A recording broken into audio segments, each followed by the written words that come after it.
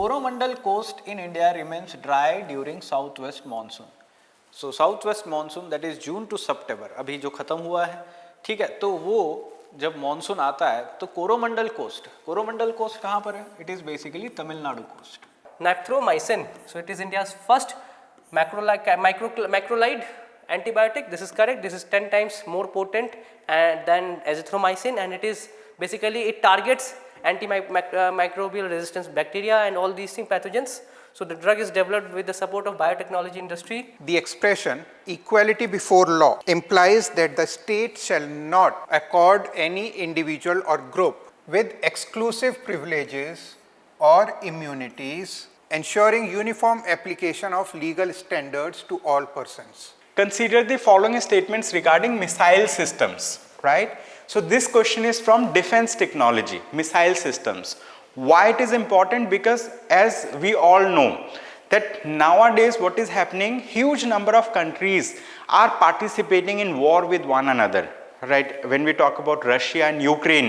Musical instrument, which is rubab. Okay, this is a little unconventional question in nature. Maybe you won't be able to find this in your regular textbook. This is from a current based affair. So if you see, this question is asking which of the following statement is incorrect regarding rubab. If you see the first statement only, okay, Amir Khusro, is he credited with the invention of rubab? He is credited with the invention of sitar and tabla, not with the rubab. Okay? Rubab was an ancient Persian instrument, okay? And Amir Khusro is not related to this particular instrument. So statement here only becomes incorrect, and hence the answer will be option A only. जानना भी ज़रूरी है ना कि क्या UPC चाहता है. जैसे लास्ट ईयर उन्होंने इंडिया के बाहर के स्पेसीज पूछ लिए जो हमें जनरली नहीं पता होता है और ये कहीं न्यूज़ में भी नहीं होता है. Yes, hello dear aspirants, this is AIPMT 1. Now the prelims, we can say that somehow you have started for prelims 2026, and I would advise that from the 1st November you should be giving adequate time for your prelims preparation, especially for those who are not able to clear prelims not even for the single times, and they have been preparing for 2-3 years. So you have to identify certain weak areas, weak subjects, 2-3 weak subjects that you have, and for November and December months you should work on them by solving some extra, let's say, mock test or sectional test for those subjects, and then thereafter from January onwards you can join any standard test series. Lukmaan IAS is also going to start with its, let's say, PT100 program, or we can say that the integrated test series plus classroom program.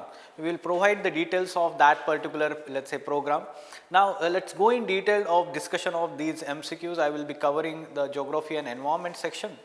Now talking about the geography part of this particular test, if you see the overall difficulty level, so we have kept it a moderate level. Why we are saying that? Because some questions, they are like concept based questions, and if you have a good clarity of concepts, तो आपको ये solve करने में बहुत ही आसानी होगी. But if, let's say, you are not good at certain mapping sections or the topics which are related to human or economic geography, they will be purely information based, right? So if you are not having good revisions, good number of revisions, you are not retaining that information, you may find it a little bit difficult to deal with those type of questions. So try to solve these MCQs, and if you have any doubt you can ask in the comment box of this video. Now let's have a look at first question. Yes, it is a traditional house construction method in the western Himalayan region. A combination of locally available stone and wood is used, which is not only keeping the house warm but also resist the damage even in the event of mild earthquakes. Now if you have gone through new NCRTs, okay, of geography, 6, 7 and 8 standard new NCRTs they have introduced. So yes, we can expect question in prelims examination from the information given in that new NCRTs. The boxes में नई information आपको दी जाती है. तो उसी एक NCRT में ये कथकुनी style जो है, it is specifically in western Himalayas or particularly in Himachal Pradesh, Kullu, Manali, and those districts are there, Himachal Pradesh, Chamba district. So there this style of architecture is followed. We can say that traditional style and that's why A is the correct answer. Talking about you can even eliminate Ikra type of houses. They are kind of stilt houses in Assam, a very famous one, especially to deal with the flooding areas that are there, annual flooding by Brahmaputra river. Then Changhar, yes, Assam, Arunachal Pradesh especially. Again, wood is used here also, not stones specifically. Okay. Then Nalukattu, it is in Kerala. Sloping roofs are there because there is more rainfall there because of, let's say, located in Western Ghats or western slopes of Western Ghats. So more rainfall, that's why the rain should be falling on the roof, it should go down immediately, and there is good ventilation also because there is more moisture, humidity, right. So it is in Kerala. So we can say eliminate B, C, D, A is the correct answer here. All right. Now second question. Yes, it is talking about two statements here. Pangwang So Lake in Ladakh has salty water. It is saline lake, unlike most other lakes in that region.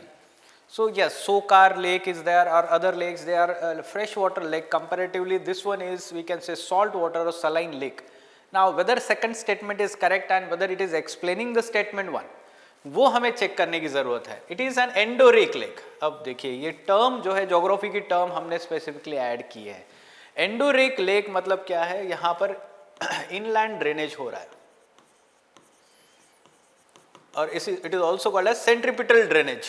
ठीक है, जो सारा जो streams है वो centre पे आके वहीं पे ड्रेन करना है. There is no outlet, right, there is no outlet to that lake. If there is no outlet, that means that whatever the water is collected, it will stay there and most of it will get evaporated. Now whatever the streams are draining in that lake, they will bring all the sediments which are, or minerals which are dissolved in that water, and they will bring and they will deposit in that lake. तो lake के पानी में वो जो dissolve minerals है उनका amount बढ़ता जाएगा, और इवेपोरेशन की वजह से क्या होता है कि वाटर का अमाउंट कम होगा और मिनरल्स का प्रोपोर्शन बढ़ेगा, and because of that salinity is more. So second statement is correct and it is explaining the statement one, and that's why A is the correct answer here, right? Yes. So again, concept based question because it is endorheic lake, the term you should know.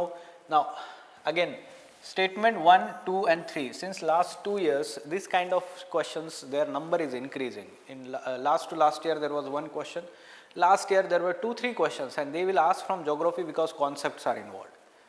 Yes, the atmospheric temperature decreases as altitude increases, that we know, right? It is a standard observation. With increase in height there is decrease in temperature. So first statement is correct. Now whether second and third statement are correct and whether they are explaining the statement one, ये हमें check करना है. Yes, the air is denser near the surface of the earth, gets rarer altitude increases. That is also true. Yes, the air is denser near the earth's surface. Why? Because of gravitational field. किस वजह से हो रहा है ये? Gravitational field जो है earth surface पे ज़्यादा है, और जैसे जैसे सरफेस से डिस्टेंस बढ़ता है तो वो ग्रेविटेशनल फील्ड कम हो जाता है, तो एयर जो है वो रेयरर हो जाती है. ठीक है, वो ज़्यादा कॉम्प्रेस्ड और डेंसर कहाँ पर है? सरफेस पे. And because of that also we can say that the temperature falls. हम बेसिक केमिस्ट्री में पढ़ते थे, ठीक है, तो वहाँ पर हमें पता चलता है कि as density is increasing there will be more pressure as well as temperature.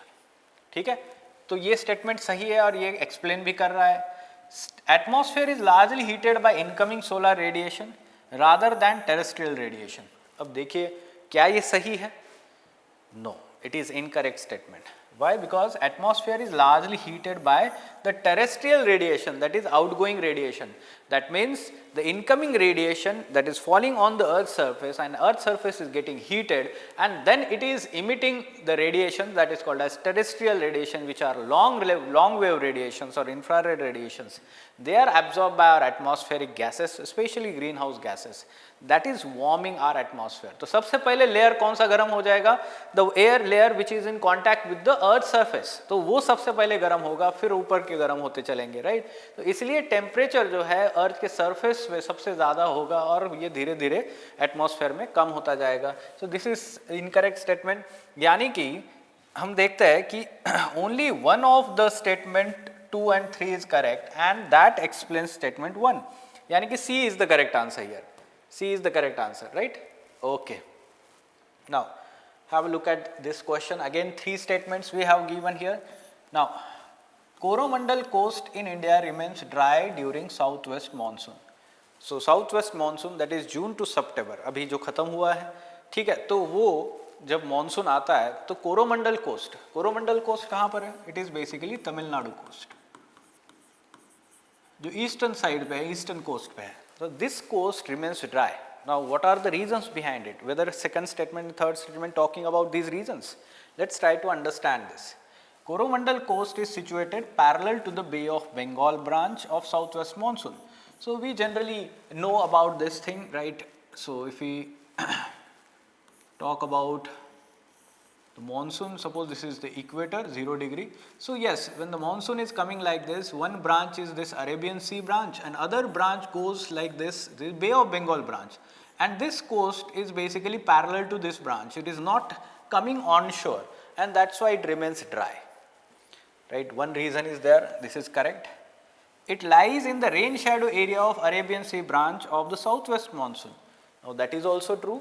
This branch, when it is giving rainfall here along the western Ghats, western coast of western slopes of western Ghats, then it gets drier.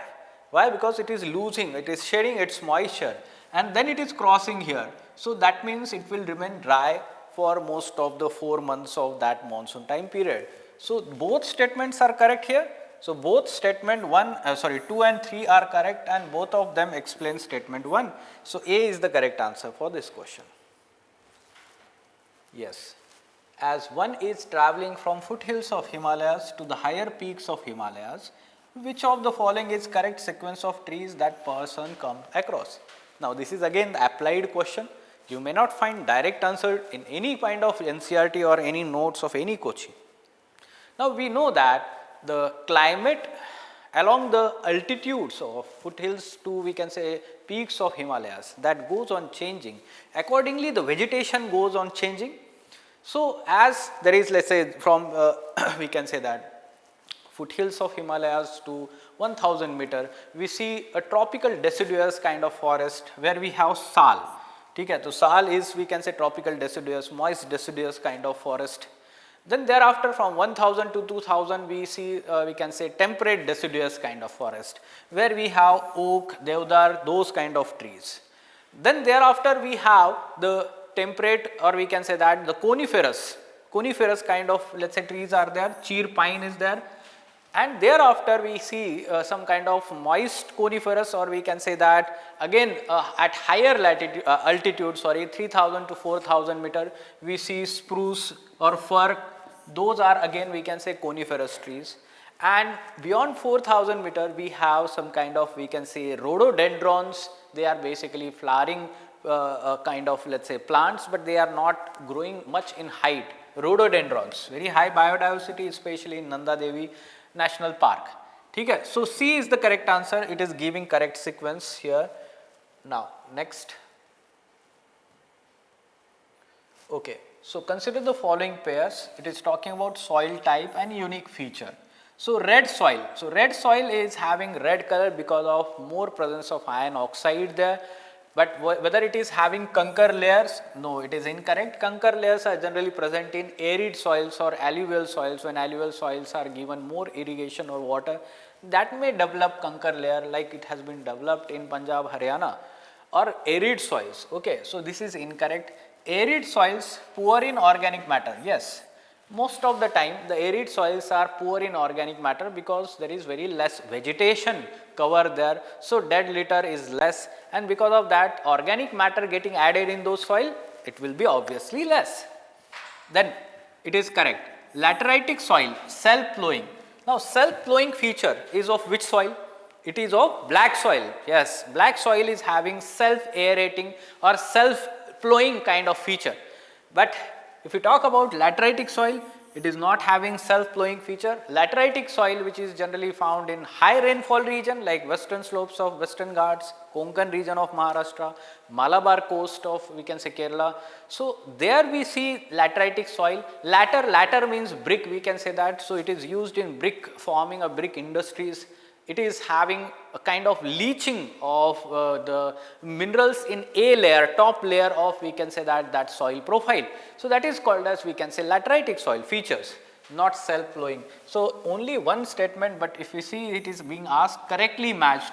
So, only one, that is A is the correct answer here. A is the correct answer. Now, next is again we can say that 3 statements are there. P waves are similar to sound waves. Yes, there are 2 important body waves, within body waves, 2 important earthquake waves, body waves and surface waves. Within body waves we have the P waves and S waves, primary and secondary waves, earthquake waves. Now, P waves, the properties, even past many times UPSC has asked questions on these properties of earthquake waves. P waves are similar to sound waves. Sound waves, they vibrate and they create we can say that compression, rarefaction kind of thing, right. So, they are we can say that kind of longitudinal waves, sound waves. They travel through gaseous, liquid and solid materials. Yes, that is true. Sound waves also travel through we can say all 3 mediums. Then we can say that they vibrate perpendicular to the direction of wave. Now, this is incorrect, right. They vibrate parallel to the direction of, if this is the direction of wave, then they vibrate like this, right. So, that is like parallel to the direction of wave. So, this is incorrect. S waves vibrate perpendicular to the direction of wave. So, we can say that only one of the statement 2 and 3 is correct, and that explains the statement 1. C is the correct answer here. Okay. Next question. Yes, it is talking about the magnetic declination. So, in past UPSC has asked question related to geomagnetic storms. So, geomagnetism is the area where UPSC may focus in future in prelims as well as mains. Now, last year they asked about the aurora formation in mains examination. So, these concepts related to geomagnetism, they are important. Magnetic declination and magnetic inclination or dip angle जिसको हम बोलते हैं. So, both concepts are important. Magnetic declination is basically the angle made by between, or it is the angle between we can say that geographic north pole and magnetic north pole like this. Okay, so geographic north pole is constant, magnetic north pole may change its direction or position, and that angle is basically magnetic declination. Now, why we require this particular magnetic declination angle, especially for the navigation purpose? When the ships using the compass or we are using the navigation compass, so we want to reach at a particular destination, but actually we are moving according to magnetic north because the needle is attracted to the magnetic north. Yes, we should understand that we want to go to the actual position which is geographic position, not magnetic, and that is why we need to correct that compass with we can say that this magnetic declination angle. The ships that rely on compass, they need to make necessary corrections, that is true. The angle made with the horizontal by Earth's magnetic field lines, this is basically dip angle or magnetic inclination. So, this is incorrect. So, answer will be 2 only. B is the correct answer here. Now, very simple question yet tricky. This is how UPSC asks question, right? So, which of the following is not example of metamorphic rocks? Rocks is favorite topic of UPSC. Rocks, minerals, or we can say that the crystals, whatever the let us say resources aspect is there, UPSC will ask question on that. Yes, so not metamorphic rocks. So, gneiss is metamorphic rock form from we can say that granite. Yes, granite is found in we can say deep inside the earth, it is we can say intrusive rocks, igneous rocks. When it is metamorphized through high pressure and temperature, it forms gneiss. Then a slate from schist we can say that, or shale rock, it result into slate formation. Marble from limestone, or I will draw like this, limestone. Gabbro is igneous rock, right, igneous plutonic we can say that rock. Now, igneous rocks are basically those which are formed due to cooling down of magma or lava, and these are different from metamorphic rocks. These are primary rocks. So, we can say this is the correct answer, D is the correct answer here, gabbro. Now, moving on. Yes, day and unique feature, and we have to find the incorrectly matched pairs. Okay, this command is important here, many times students miss this command. You should be very careful in reading the command of question twice. Day and unique feature. Summer solstice. Sun remains continuously visible for 1 day during this summer solstice at Arctic Circle. Now this is correct, right? At summer solstice in northern hemisphere, we can say that. Generally what we observe is Arctic Circle is in northern hemisphere, right? So Arctic Circle and beyond that, the sun is visible for 24 hours on that particular day. So we can say this is correct. Winter solstice. If we talk about the winter solstice, the longest day and shortest night all across the northern hemisphere. This is opposite, right? During winter solstice, there is longest night and shortest day all across the northern hemisphere. This is incorrect. Equinox. Whole earth experiences equal days and equal nights. Now this is correct. There are two equinoxes, vernal equinox and we can say autumnal equinox. So basically these equinoxes on that day we have exactly same equal duration of days and nights at every place on the earth. So we have to identify incorrect, only one pair is incorrect, so A is the correct answer here. Now next question, 81 number, mines and minerals. Again very major mines we have asked. It's not like very difficult, it is given in NCERT. Okay, Korba mines are there in Chhattisgarh, they are coal mines. Okay, so Mahanadi river basin, we can say that there coal mines are there. Then Katni in MP. Okay, so there we have bauxite deposits, limestone as well as bauxite deposits in Madhya Pradesh. So it is incorrectly matched. First is correctly matched. Keonjhar in Odisha. And there we have iron ore mines, so it is incorrectly matched. Kalol in Gujarat, Gulf of Khambat region. So there we have crude oil. So two pairs are correctly matched. B is the correct answer here. Then next.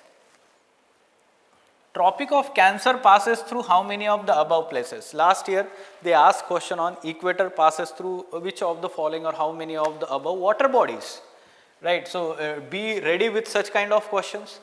Yes, Tropic of Cancer passes through Gulf of California, that is true. It is also called as Baja Gulf or let's say that Baja California, that region, right? So just west of Mexico. You can see on the atlas, and this Tropic of Cancer passes through that. Then Atacama Desert, Tropic of Capricorn passes through it. One can easily understand because it is south of equator, right? It is in Chile, Atacama Desert. So one can eliminate this. Lake Victoria, yes, equator passes through this, not Tropic of Cancer. One can eliminate this also. Only one is answer here. A is the answer. Next. Which of the following groups of countries are part of Arctic Council? So again the mapping aspect or organizational and the countries which are involved in that. Last year they asked NATO, before that they have asked G20 or different organization of Turkic nations and all these things. So they keep on asking such questions. So although it is also part of current developments, current affairs, Arctic Council. So 8 nations, 8 members are there and India has observer status since 2013 in Arctic Council. So which are these countries? Yes, if you talk about Canada, UK, Denmark, Finland, Iceland and Norway. So which one is not there? UK is not having territory in Arctic Circle. Those which are having territory in Arctic Circle and beyond that, so we can say that they are part of Arctic Council, these members.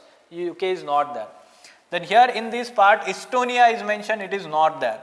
Then Canada, Russia, Iceland, Norway, Sweden, Finland. All of these are there.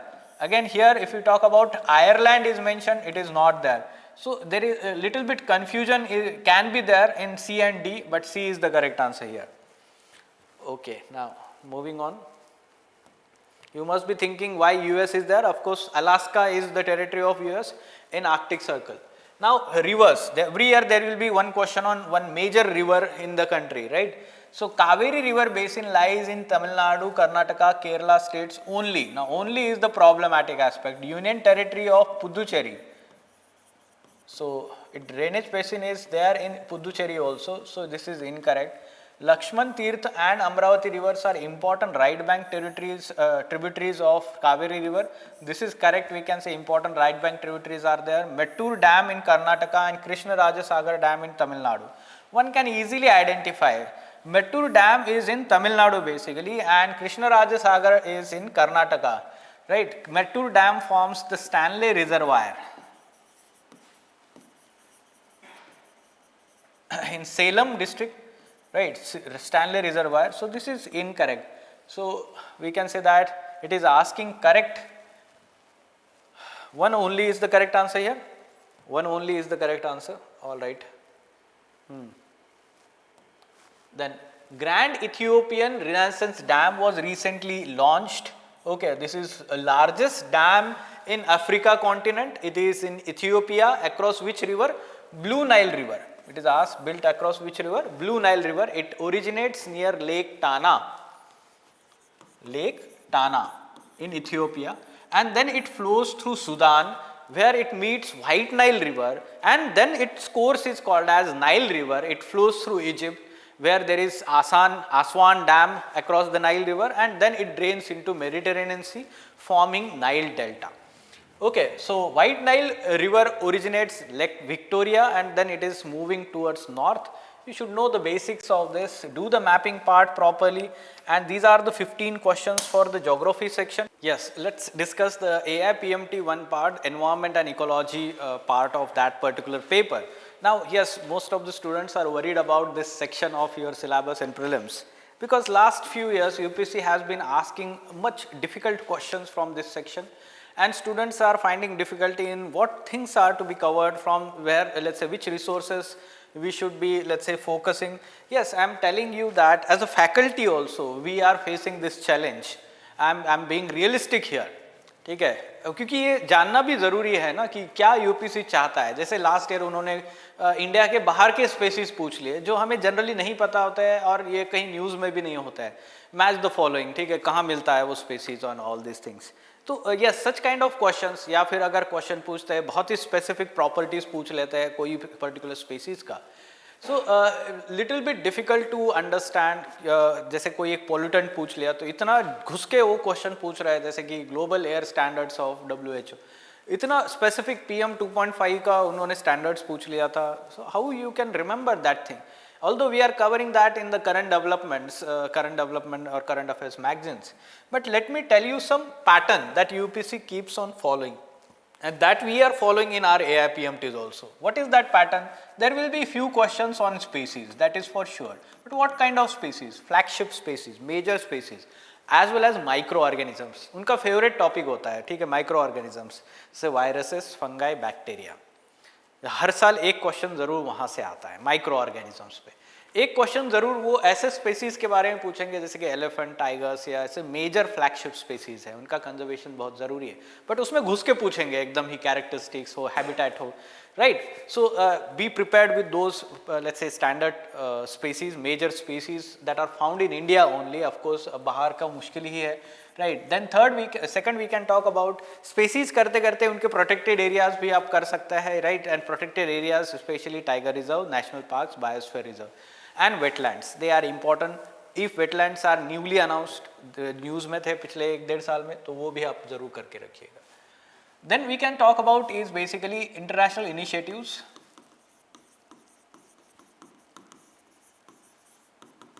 especially related to conservation and climate change. ठीक है, initiatives related to conservation, be it species conservation or biodiversity conservation, at the same time related to climate change, right? Whether it is outcome of COP, Conference of Parties of UNFCCC, or whatever it is, but yes, they will ask minimum one question from that angle.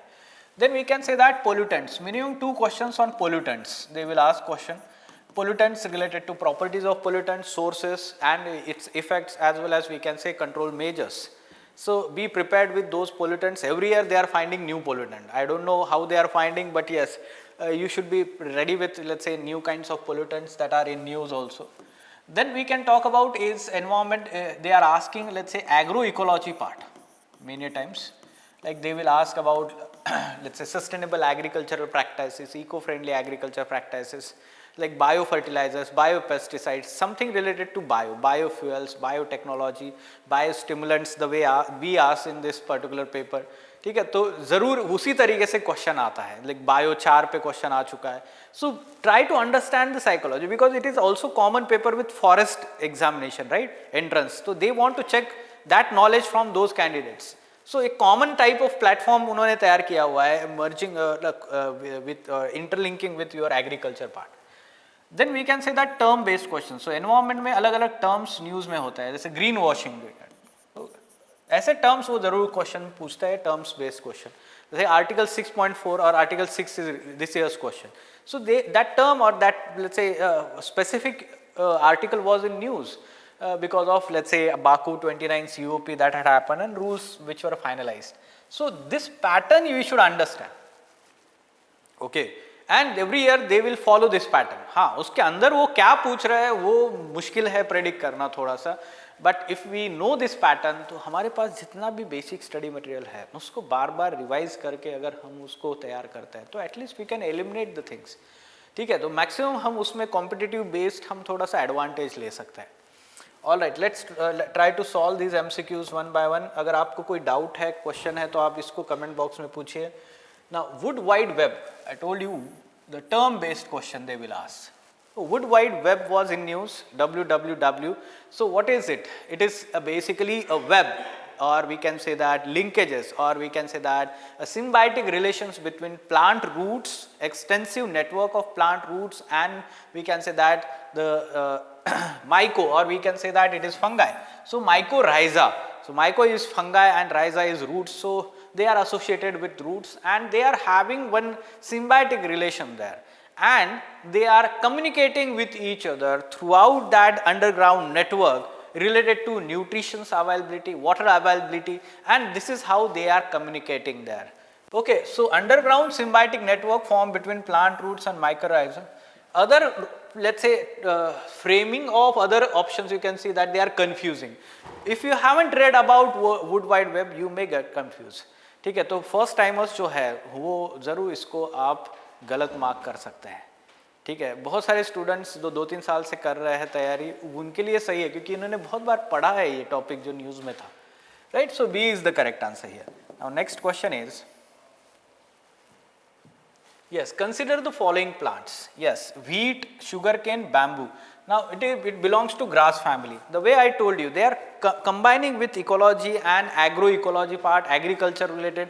So yes, bamboo or sugarcane, wheat, they are agricultural crops also, or somehow they are related to forestry, right. So forest entrance is, we can say, common exam for your civil services. That's why such kind of questions are being asked. And this one is little bit easier also. Why? Because you know wheat, sugarcane and bamboo all belong to grass family.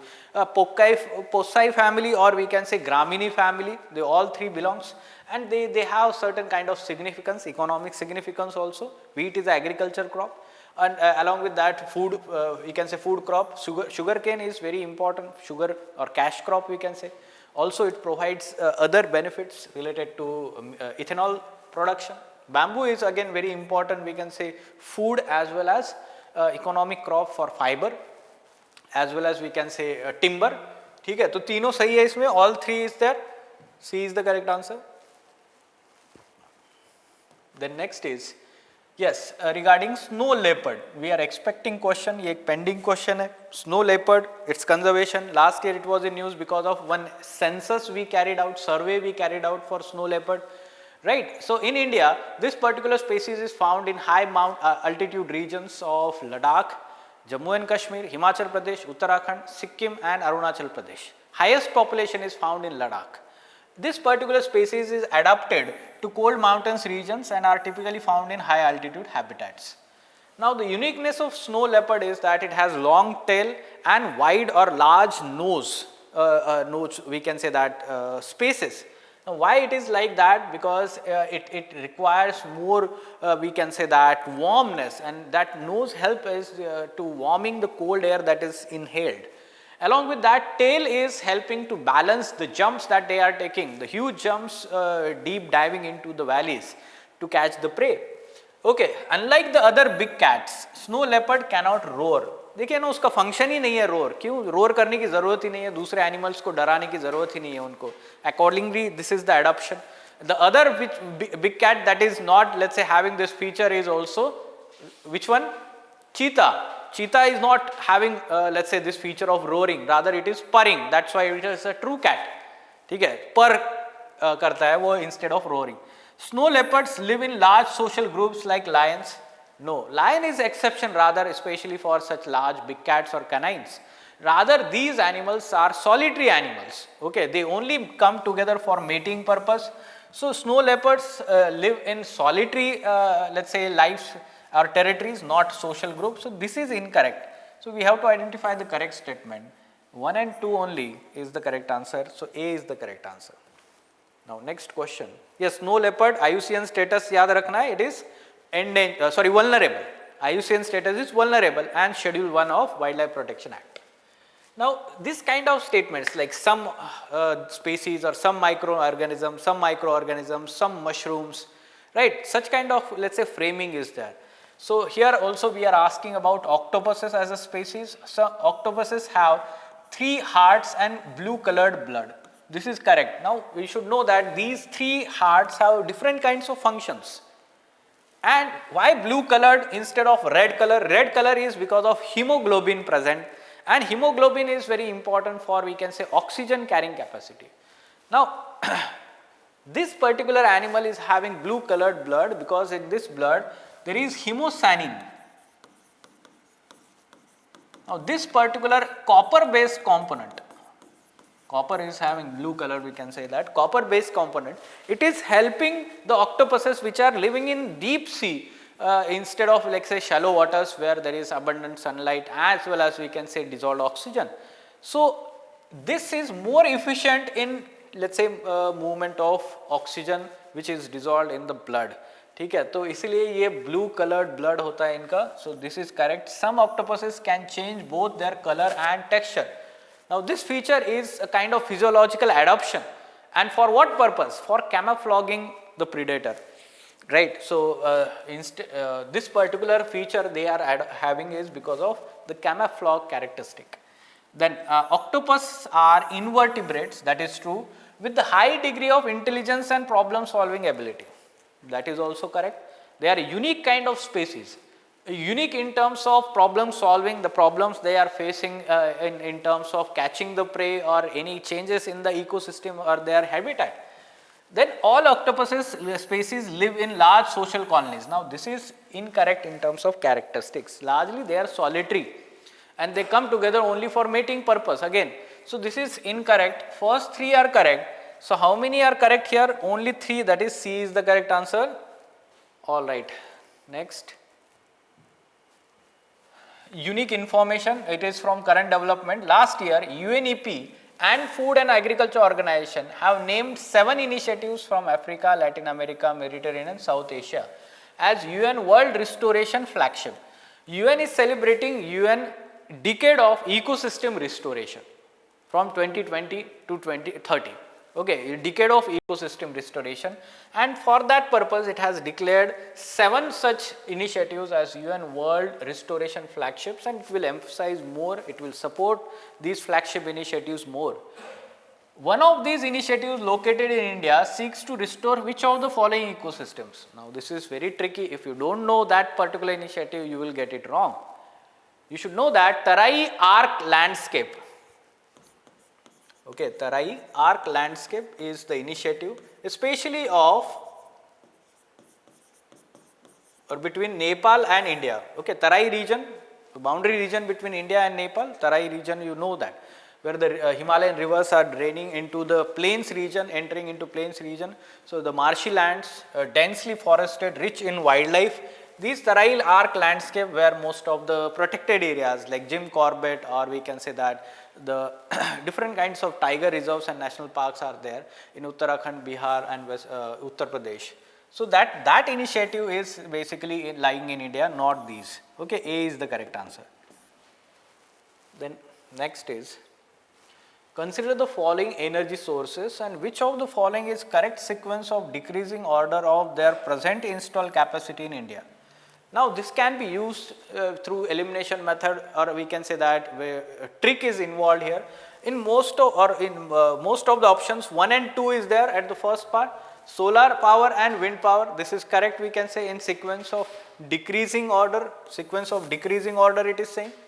Now after that we should know that nuclear power is having least in terms of proportion in our energy mix. The nuclear power should be last one among these. It is last one. We got the answer C. So 4 and 5, that is after wind, hydropower, then biopower, and then we can say that nuclear power. So C is the correct answer here. This is how you should use the logic also with the available knowledge.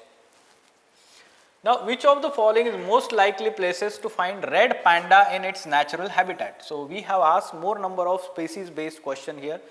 Just next time we will bring the changes also. It's not like that every time we will ask the same kind of pattern in the AIPMTs. That's why our AIPMTs are unique in terms of other, let's say comparatively, if you see in the market, we try to bring the changes so that you are adaptable to different kind of situations that UPSC can bring in. It's in prelims examination. Okay, natural habitat red panda. So in India, red panda is largely found in which region? Eastern Himalayas. That we know, right? So Western Himalayas, Nanda Devi National Park, Hemis National Park can be eliminated. Namdapha in Arunachal Pradesh, Singalila we can say that West Bengal, that region. So these two are the regions, 1 and 2 only is the correct answer about red panda. Red panda is very unique species, we can say again endangered IUCN status, and also we can say bamboo is the important food for red panda. And it is a flagship species for conservation. जैसे आपने देखा होगा कि IUCN का जो लोगो है तो वो रेड पैंडा है, ठीक है, तो उस तरीके से आप याद रख सकते हैं. Then look at this. If coral reefs are the rainforest of the seas, then the mangroves are coastal guardians. See, it is talking coastal guardians. Now, which of the following statement is, we can say, showing this function of mangroves? Coastal guardians. So it must be having some protective features. Mangroves act as a natural barrier protecting coastlines from erosion, storm surges and tsunamis. This is the barrier function of mangroves, protecting function of mangroves. Other are also functions, but exactly matching this statement. It is statement C. Okay, so C is the correct answer here. Then we can talk about his next question. Consider the following. How many of the above substances can be categorized as biostimulants? See, biostimulants are those let's say compounds, chemicals or microorganisms which are useful in boosting the growth of, we can say that, plants. They are themselves are not involved there. They are not providing any nutrient there. Rather, they are involved in increasing any chemical reactions, or availability of nutrients from the surrounding is improved because of these biostimulants. So, which are these biostimulants? It can be sea extract, humic acid, antioxidants also, or we can say that they can be live organisms. Biofertilizer is not biostimulant because biofertilizer directly provides nutrients. So that's why it is not acting as a stimulant. You should understand. हमें confuse हो सकता है और हम mark D कर सकते हैं यहाँ पे. But answer is C here. You have understood. And biostimulants are basically regulated under we can say that government regulations, control orders. So you should be knowing about this thing also. Match the following. Again we can say that species and their protected areas, or we can say they are found in which region. So Sangai deer, which is we can say that endangered species. Many places it is written critically endangered. Sangai deer or brow antlered deer, it is sometimes called as barking deer. So yes, it is found in which region? Yes, it is found in Loktak Lake in Manipur. Last refuge, we can say, habitat of this Sangai deer or Elts deer. So you should know that it is found in Manipur. तो ये अगर पता है आपको तो direct answer मिल गया यहाँ पर. B is the correct answer directly. Then Hangul, critically endangered, it is called Kashmir stag, the state animal of let's say earlier state of Jammu and Kashmir. It is found in Jammu and Kashmir, right? Then yes, Asiatic lion, Gir forest, we are let's say knowing about this, Gujarat, Asiatic lion, Kathiawar Peninsula.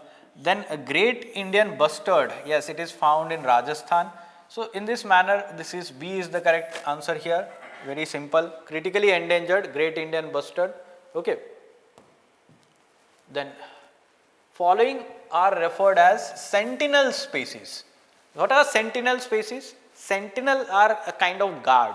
The guard which is warning the kingdom about the enemy, or we can say that any attack or unfavorable situation. So sentinel species in the atmosphere or in environment ecosystem, they are warning about the harmful impact or changes in the ecosystem that can have harmful impact on the human health.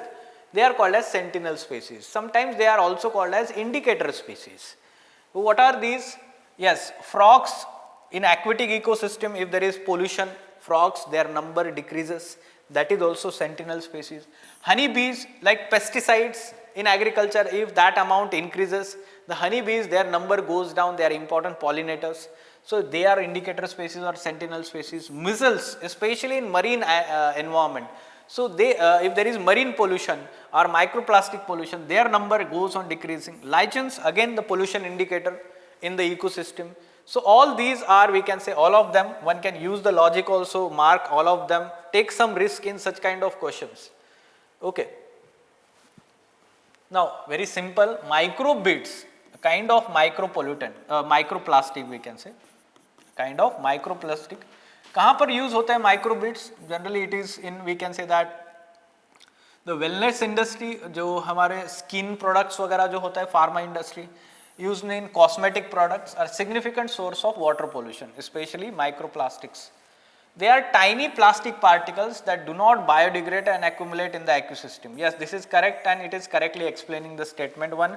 So A is the correct answer. I believe that पूरे paper में ये most easy question रहा होगा आपका, ठीक है, और सबने आंसर किया होगा इसको सही से. Then next question is plastic waste management rules. So environmental law, one topic that is there, every year they will ask one question on environmental law, legislation, or they will ask about Wildlife Protection Act, Environment Protection Act, Forest Conservation Act, or certain rules under Environment Protection Act like these.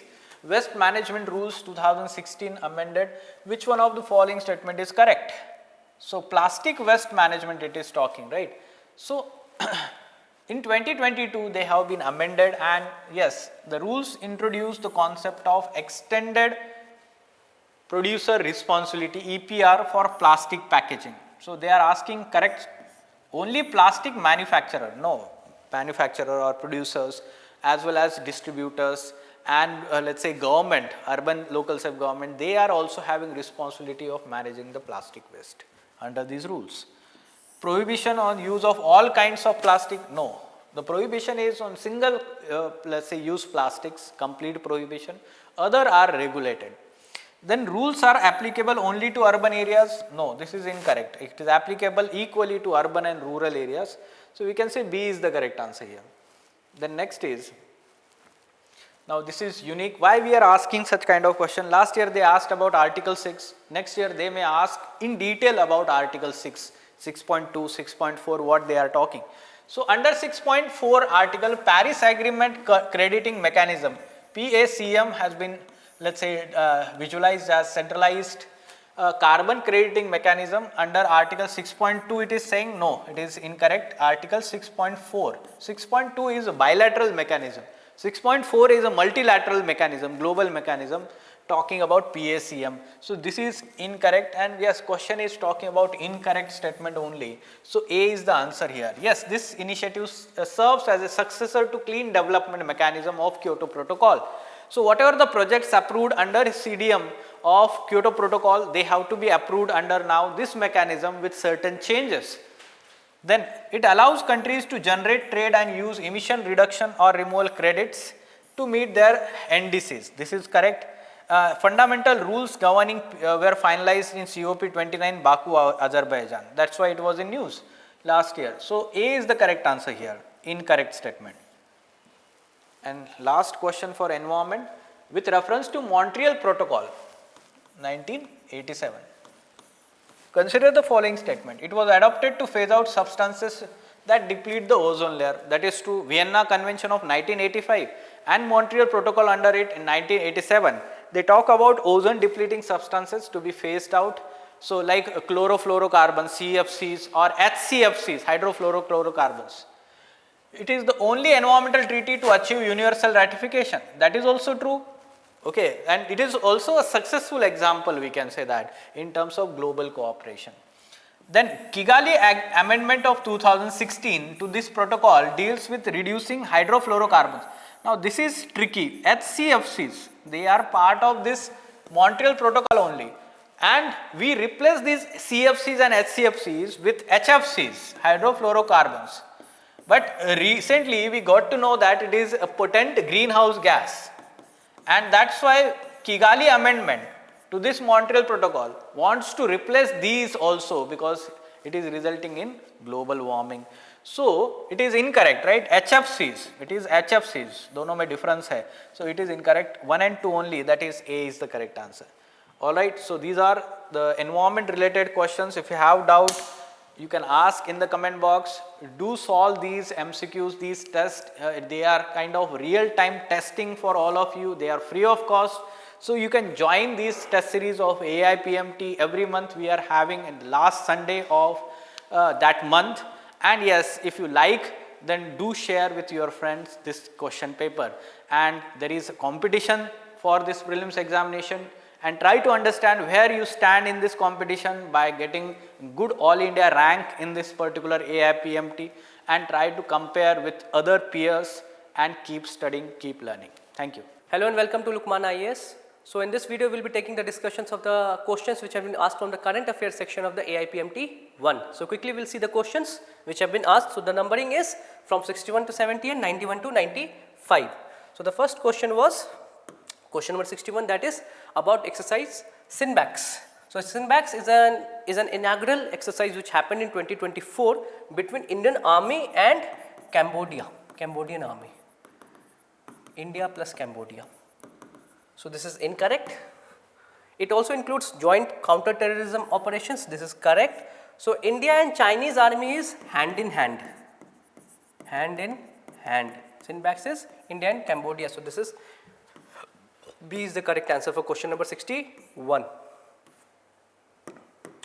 So Center for DNA Fingerprinting and Diagnostics, CDFD, question number 62. It functions under the Indian Council of Medical Research. No, it is Department of Biotechnology.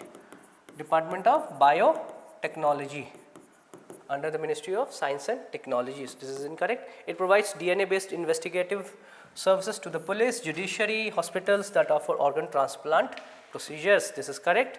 B is the correct answer for question number 62. Question number 63, geoglyphs, so often heard in news, it corresponds to, so it is motifs created on the ground by manipulating surface stones, soil or gravel. So this is basically creative structures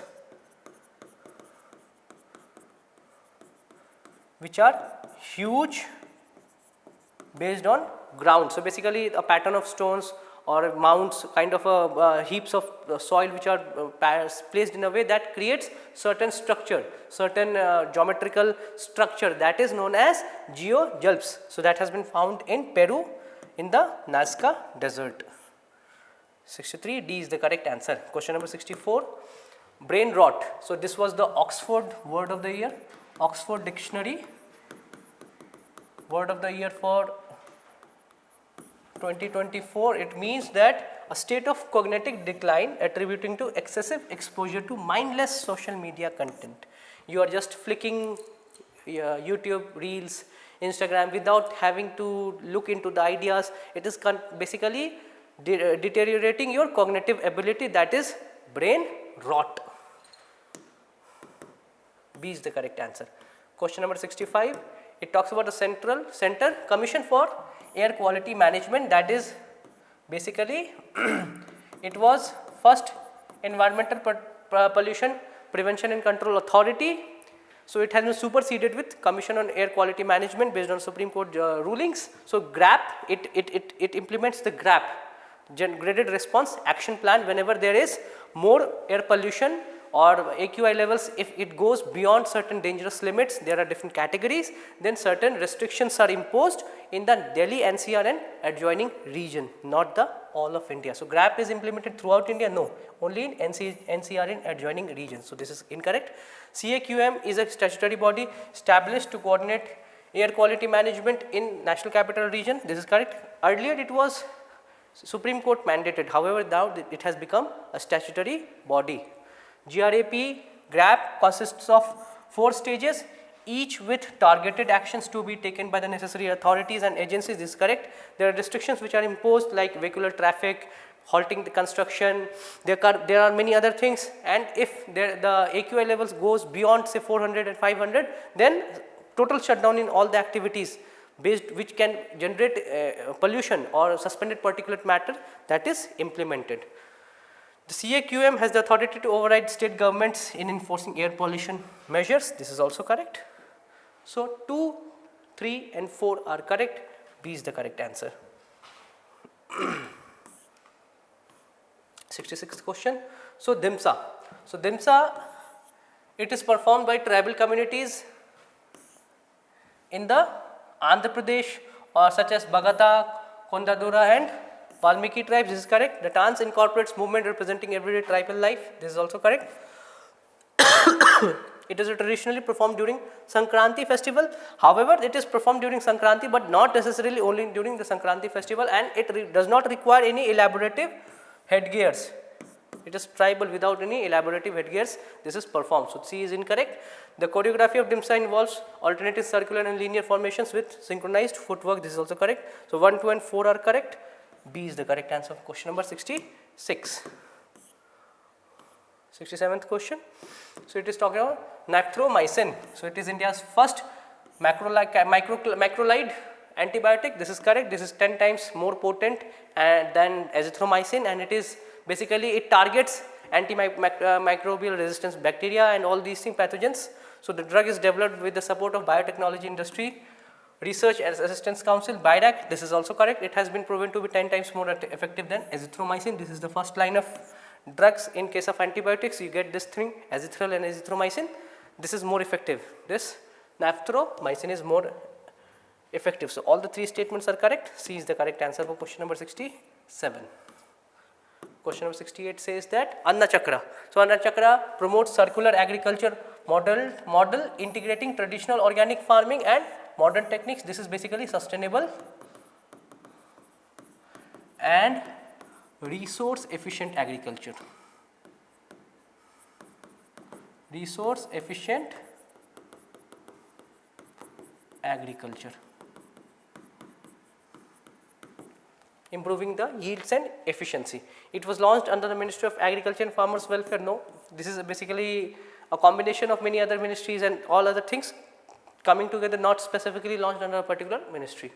So, it encompasses the use of crop rotation, intercropping for sustainable soil health management. This is also correct. 1 and 3 are correct. C is the correct answer for question number 68. Question number 69. So, with reference to the global strategy for resilient dry lands, consider the following statements. It is an initiative under the UNCCD, United Nations Convention to Combat Desertification. This is correct. The strategy focuses on climate adaptation, drought resilience and promoting sustainable land use practices. Obviously, and India is signatory. All the 3 statements are correct. C is the correct answer. D is the correct answer for question number 69.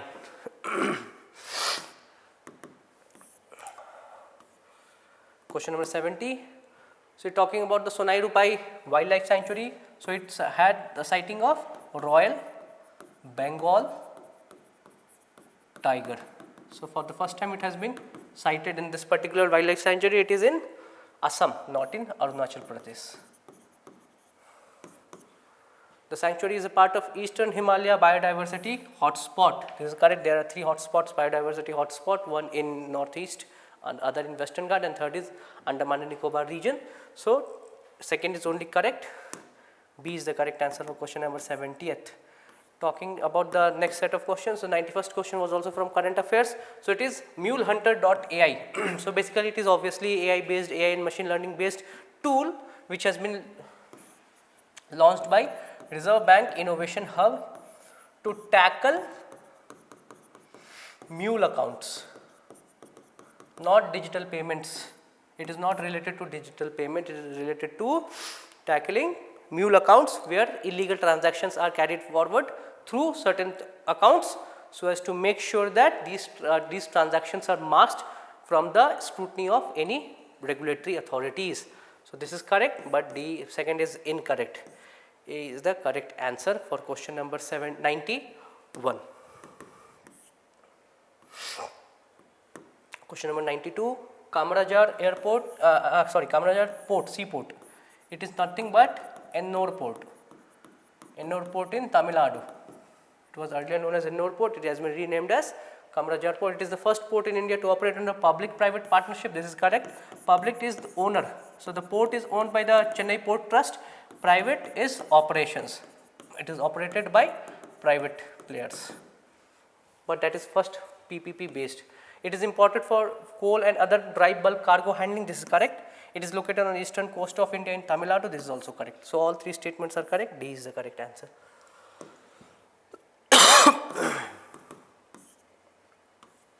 Question number 93rd, it says that norovirus. So, this was in news last year. So, we have covered current affairs from 20 years. We know that we need to cover from last month of 2024 or first month of 2025 till May 2026 for the prelims, because see the bandwidth for current affair has been enlarged to 1.5 to 2 years. So, that is why it has to be taken in mind.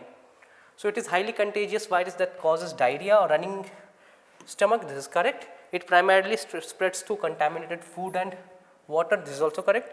There is an effective vaccine, no vaccine. 1 and 2 are only correct. A is the correct answer for question number 93. So, the second last question from the current affairs section was strategic Bitcoin reserves. So, this was announced by USA to improve the liquidity. So, they want to create strategic Bitcoin reserve as a part of foreign exchange reserves. So, D is the correct answer. And the last question was about the mission Amrit Sarovar. So, Amrit Sarovar is rejuvenation.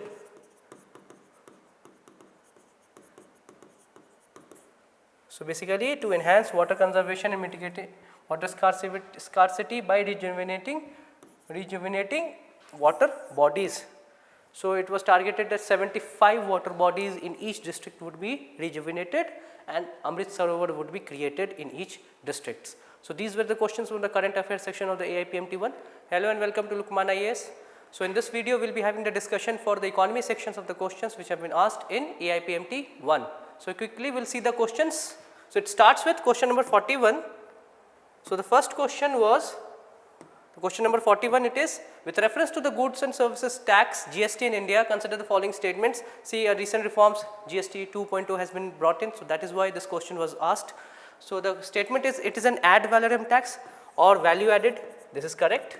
Value added based on the production of goods and services. No, that is not based on the production of goods and services, and that is why GST, it is the producer states which are at loss. That is because GST is based on supply of goods and services. So, the consuming states or destination based, it is a destination based tax. So, that is why this statement becomes incorrect. However, this is an ad valorem tax. So, one of the part of the statement was incorrect. Input tax credit feature of GST helps in removing the cascading effect of taxes on the same product. This is correct. Input tax credit means whatsoever is the total taxes paid minus the taxes which were paid on the input. So, the whole of the tax which was paid on input is credited back when the supply is made to the supplier, so as to recover back the taxes which was paid. So, that is why this is correct. And why this is there? Because the taxes on tax, which is the cascading effect of tax, has to be removed through this input tax credit. The recent reforms in GST or GST 2.0 removes the exemption thresholds. No, exemption thresholds are still applicable. It only removes the compensation cess. It removes the compensation cess, not the exemption threshold. So, there are certain exemption thresholds that if the revenues are within that limits, GST is not to be registered with. For goods, it is 40 lakh rupees, and for services, it is rupees 20 lakh annual turnover limits. So that is why this is also incorrect. Second statement is only correct. B is the correct answer. Question number 42. So a country records a higher net import of 30 billion USD and a net foreign capital inflows of 25 billion USD. So this a new pattern was introduced in 2025 prelims, which was calculation based on the conceptual part of the economy portion. So based on that, this question has been taken from the balance of payment concept. So the import is negative, so that means it is minus 30 units or 30 billion USD whatsoever is there, and foreign capital inflows. So inflows means money coming in. So capital inflows is positive 25 plus 25 units. So that is why that net is minus 5. What is minus 5? So that is 5 billion USD outflows. From where outflows is there? Outflows from the foreign exchange reserve. So that is why balance of payment is always balanced. Whenever there is a net inflows together, the extra amount is credited back into foreign exchange reserves. If there is a net outflows, then the money comes from foreign exchange reserves and it goes down. So based on the statements given, net inflows of 25 billion into this is incorrect. Net inflows of 5 billion USD, not inflows, it is net outflows. This is net outflow. So that is why this is also incorrect. Third is net outflow of 30 billion, no. Net outflow of 5 billion from forex reserves, this is correct. So D is the correct answer for this particular question. It is a basic conceptual part from the concepts of balance of payment.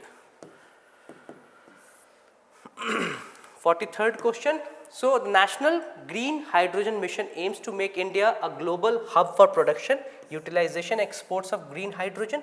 Green hydrogen is something where hydrogen is extracted using electricity from green sources or renewable sources. So that is why this statement is correct. The mission targets annual production of 5 million metric ton, not 500 million metric ton. It is 5 million metric ton by 2030. So that is why second statement is incorrect.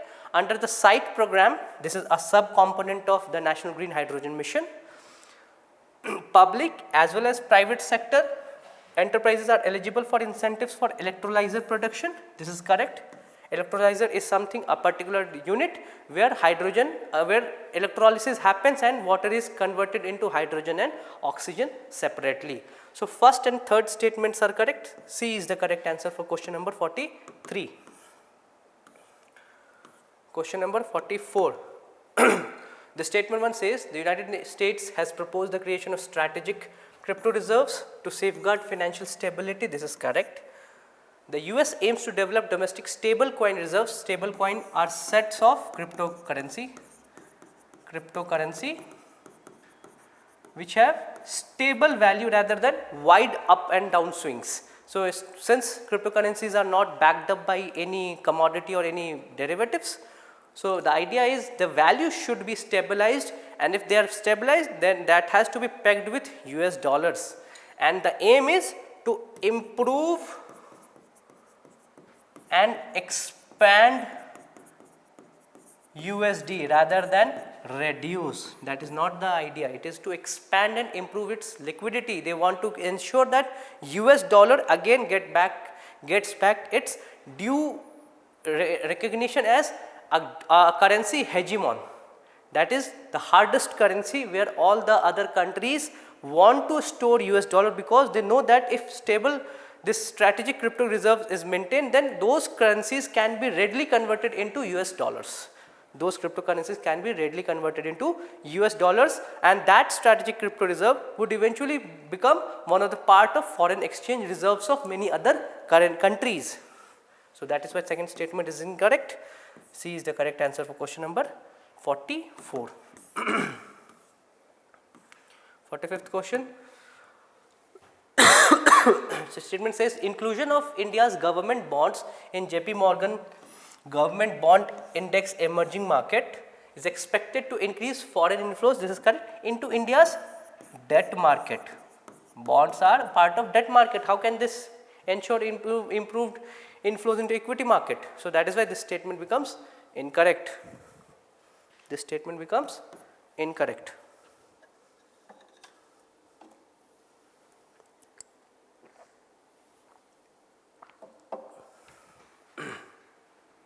The inclusion could help lower government borrowing cost. This is correct.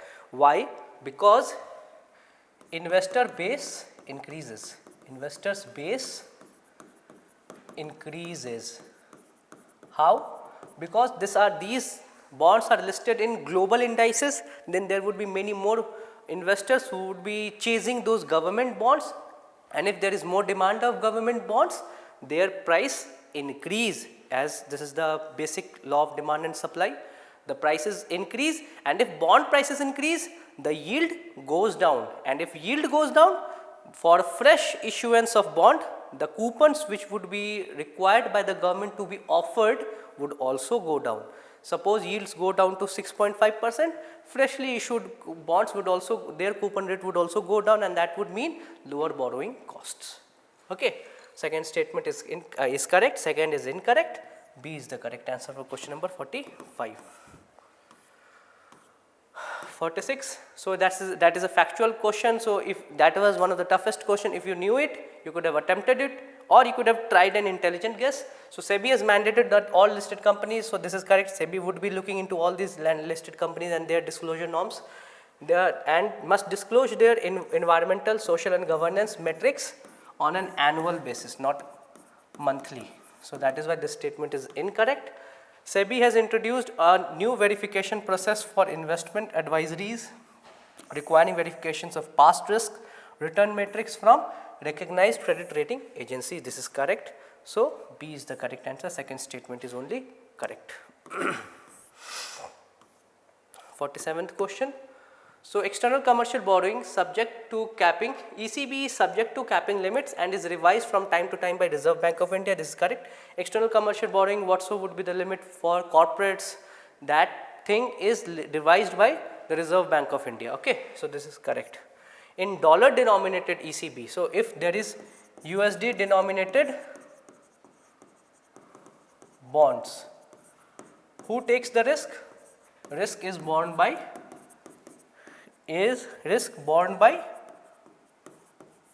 borrower, or it is also known as issuer. So if if Reliance issues US dollar denominated bonds, then at the time of redemption also they would have to return back in US dollar denomination only, and if the dollar prices increase at the time of redemption, it is Reliance Industries which is at loss, not the investor. Investor would get back their money, the principal amount, in the dollar denomination only. So it is the issuer or the borrower which takes the risk, and this is not the investor. So this is incorrect. This is the borrower which is taking the risk. So this is incorrect.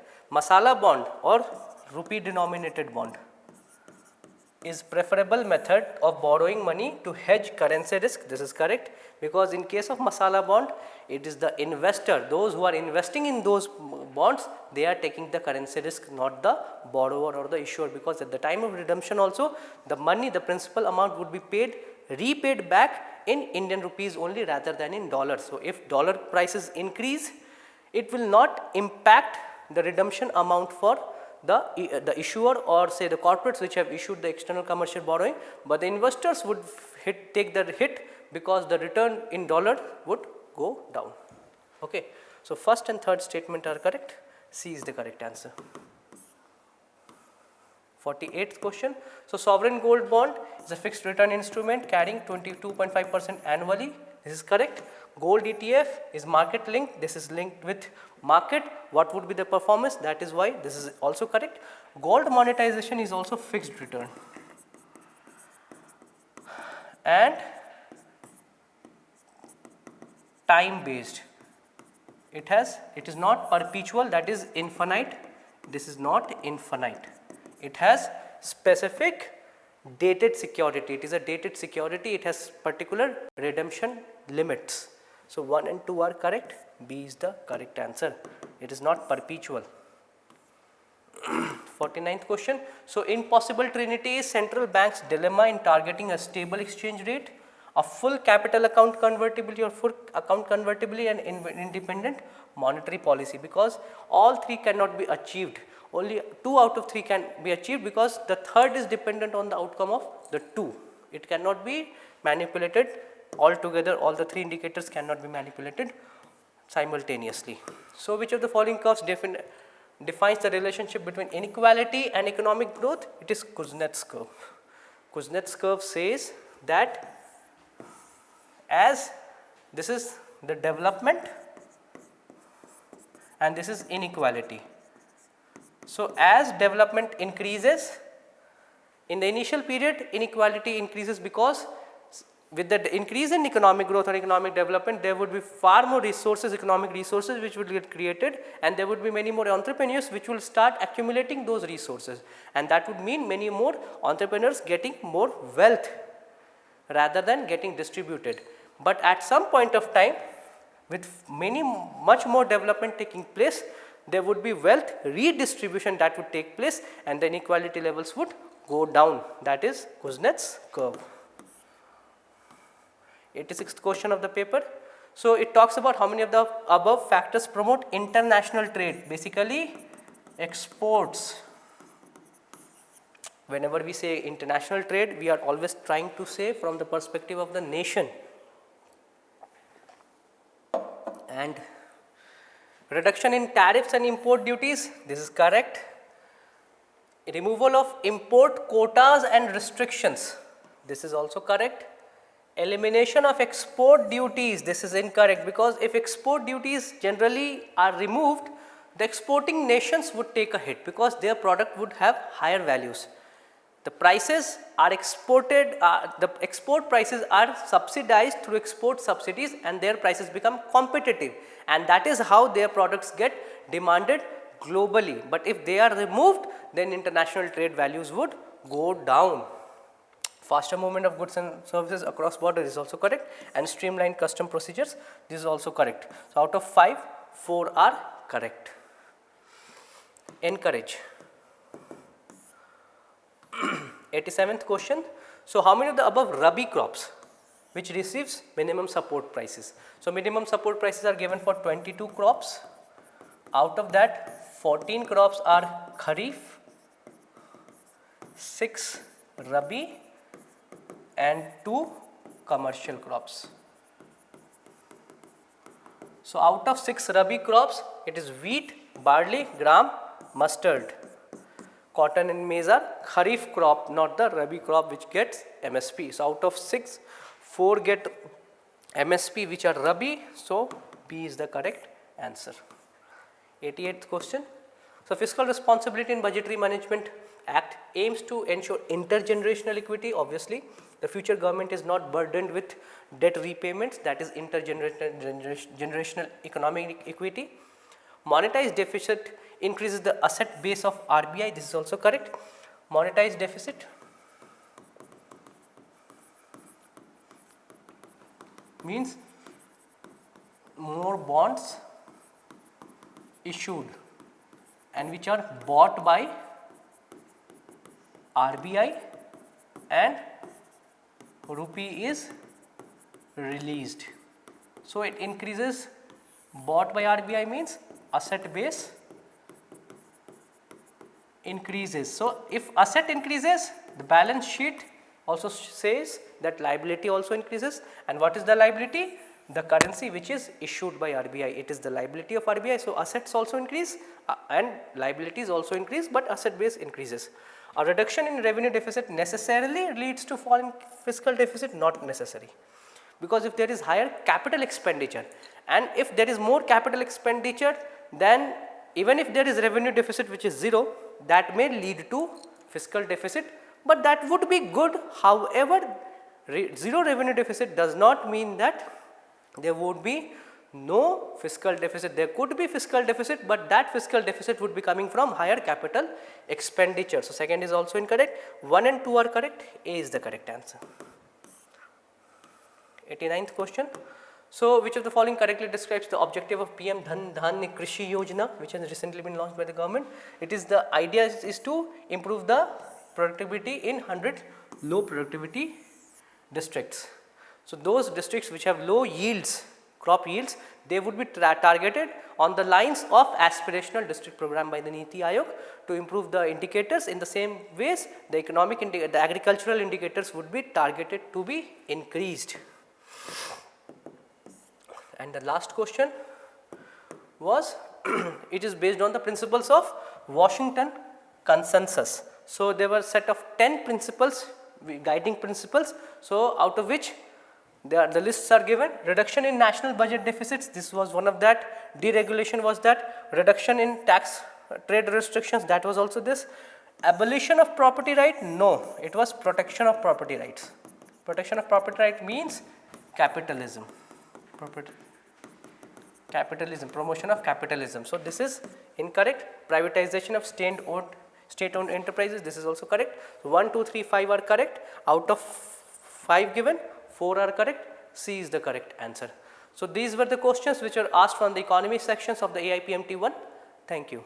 Hello everyone, welcome to Lukmaan IAS. So this is the first All India Prelims Mock Test Series Test 1 for your marathon towards Prelims 2026.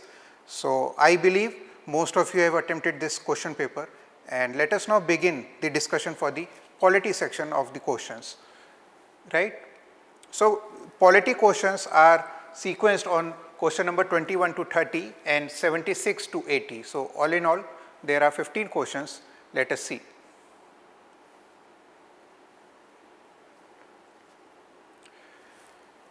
With reference to the term republic in the Indian context, consider the following statements. The head of the state in India derives its mandate through a process of universal adult suffrage exercised via direct electoral participation. So, head of the state we know that is the president, which is indirectly elected.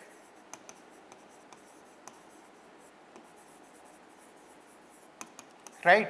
So, there is no direct electoral participation for the election of the president. Second, the prime minister as the elected head of the state. Prime minister is not elected head of the state, rather it is head of the government. Is the leader of the majority party or coalition in the lower house of the parliament. The ultimate repository of political authority and legitimacy within the constitutional framework is the collective will of the citizens. That is, in our preamble itself, we say that we have adopted and enacted our preamble in the name "We the people of India," right? That is that the political sovereignty lies in the hands of the people. The final source of authority of all the political and legal authorities lies in the hands of the people. So, only the third statement is correct in this question, and first and second statements are incorrect. The right answer is option C, 3 only. Correct? Next.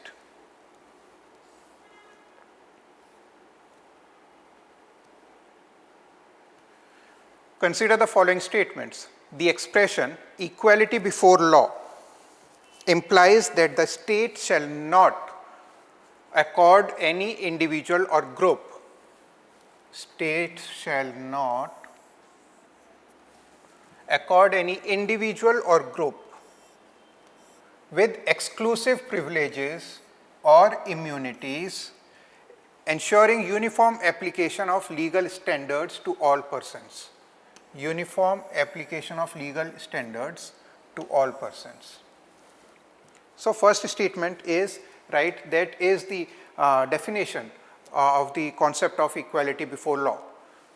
Second statement is the phrase equal protection of the laws entails that individuals in similar legal circumstances, that is important, shall be treated identically both in the rights granted and obligations enforced by the state.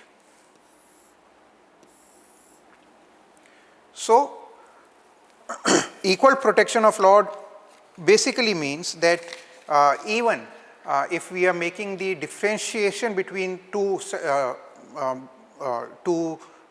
branches of the sections of the society or two sections of the people, then that classification shall be based on intelligible differentia, and it has to be rational to the ideas that we are going to implement.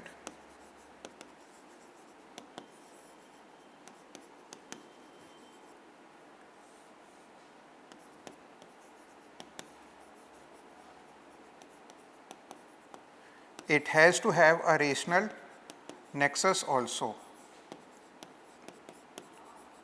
That is, people who are not identically placed or those people who have differences can be treated differently, and the same idea is about having different tax slabs or having the affirmative actions within the constitutional framework itself. So both the statements are correct. The right answer is option C, both 1 and 2.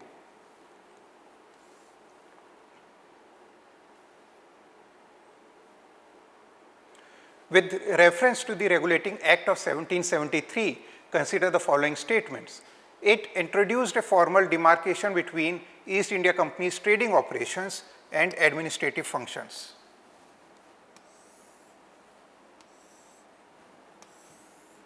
So this statement is incorrect because the Regulating Act of 1773 does not did not differentiate between the trading operations and administrative functions of the company. Rather, it eventually gradually through the various charter acts, it was the administrative functions of the company were increased and the trading functions of the company were reduced gradually over a period of time. So Charter Act of 1833 and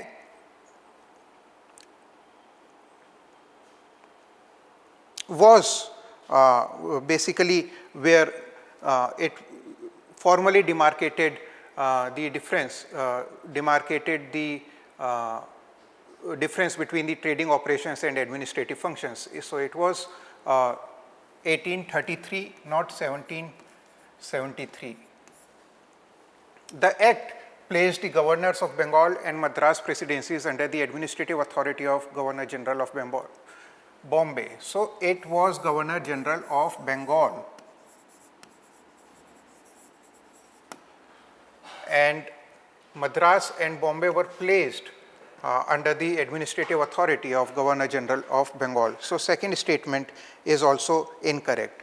Third, it mandated the creation of a Supreme Court of Judicature at Kolkata to function as the apex judicial authority in British India.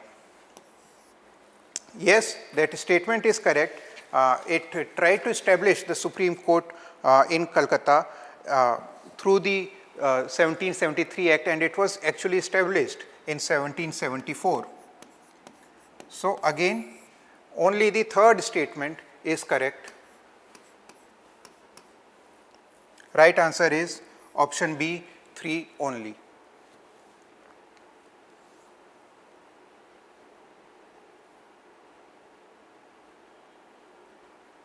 Under which of the following conditions does the Parliament of India acquire the power to legislate on a subject enumerated in the state list in the national interest?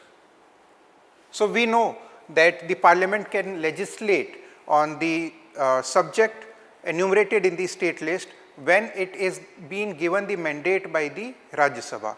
So first two options are eliminated. Then let us see about the Rajya Sabha.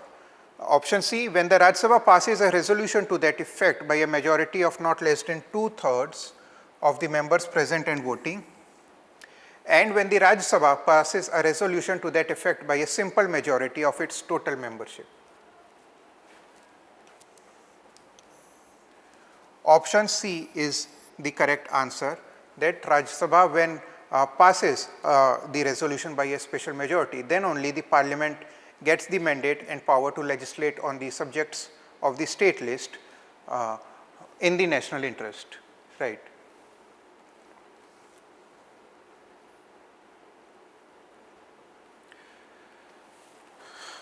The Speaker of the Lok Sabha acts as the chairperson of which of the following committees of the Lok Sabha: Rules Committee, General Purpose Committee, Business Advisory Committee. Very factual question. If you have read the standard textbooks, you will know that the Speaker of the Lok Sabha is the chairperson of all the 3 committees mentioned, right. The right answer is option D, 1, 2 and 3.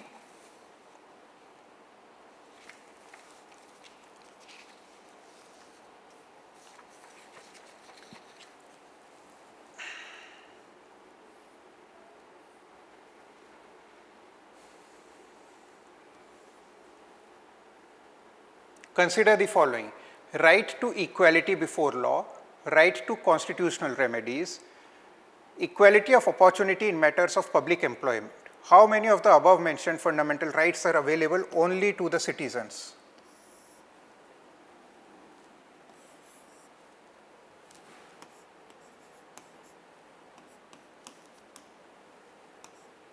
So, right to equality before law is available to both the citizens as well as non-citizens. Right to constitutional remedies, few of the fundamental rights are available only to citizens and few certain rights are available to both the citizens and non-citizens, but the right to constitutional remedies is available to both, right.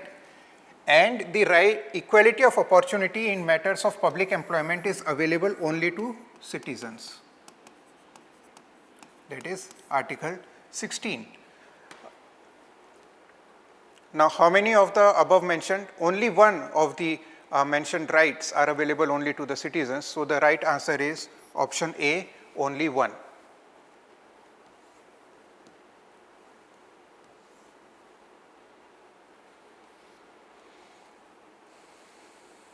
Consider the following: fundamental duties make it a duty of every citizen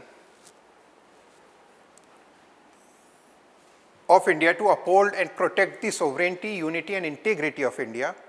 The phrase unity and integrity of a nation embraces only the territorial dimensions of the national integration.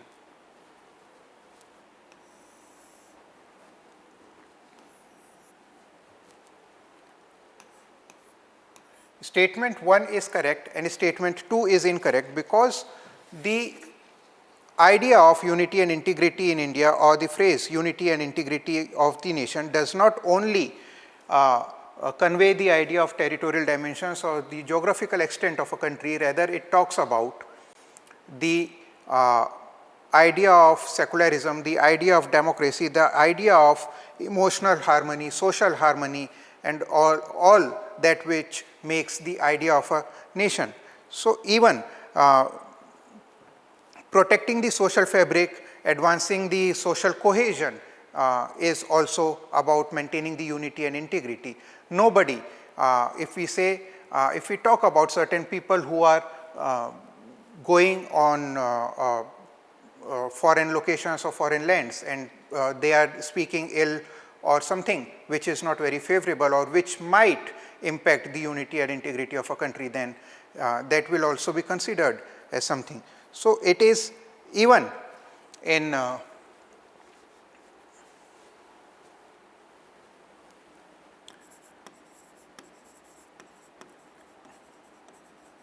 S.R. Bomai case, the Supreme Court was of the opinion that protection of secular ideas, protection of the federal characteristics of a nation are also something which needs to be considered when we talk about the unity and integrity of the country. So, second statement is inherently correct, because it is not only about the territorial dimensions, but it is about more than that. So, in this case, the first statement is correct and second one is incorrect. The right answer is option C.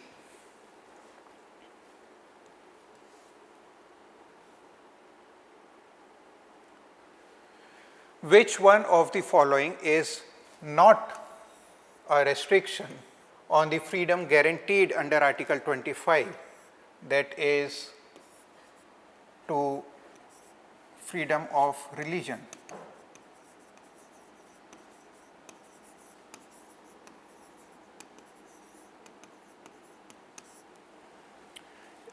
Public order, education, morality and health. So, if you read the bare act of Article 25, if you try to understand the in-depth ideas conveyed by the freedom of religion, you will get that everybody is free to practice, profess and propagate their religions. But to certain limitations, that it should not hamper public order, it should not be against the morality, and it should not negatively impact the health of the citizens or the other people. But education is something which is not mentioned there, right. So, the right answer is option B, education. Education, the level of education, how much educated or education you have achieved or you have had is not a restriction on the freedoms guaranteed under Article 25, right. Next, consider the following statements regarding the initiative Panchayat Se Parliament 2.0. It is an initiative launched by the Ministry of Panchayati Raj aimed at increasing the digital literacy and political participation of women representatives from the Gram Panchayats.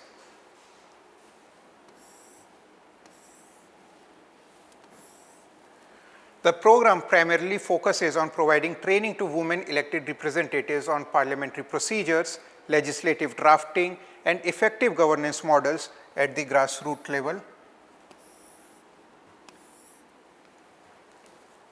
A key feature of the initiative is the establishment of a mentorship network pairing experienced women parliamentarians with newly elected women panchayat members. So, statement 2 and 3 are correct. Statement 1 is incorrect because it is not launched by the Ministry of Panchayati Raj, rather it is a joint initiative by the Lok Sabha Secretariat and Ministry of Tribal Affairs.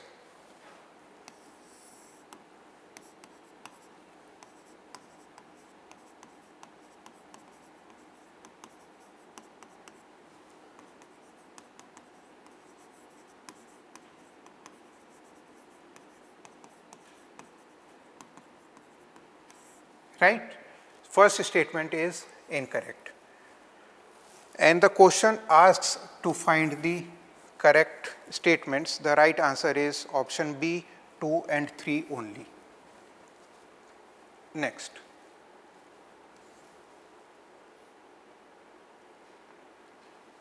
Consider the following: preventing gender biased sex selective elimination, ensuring the survival, protection and education of the girl child, providing direct conditional cash transfers to girl children based on their birth and graduation, addressing declining child sex ratio. How many of the above are the objectives of Beti Bachao Beti Padhao scheme? So, conditional cash transfers is not one of the components of the Beti Bachao Beti Padhao. It is more related to Sukanya Samriddhi program.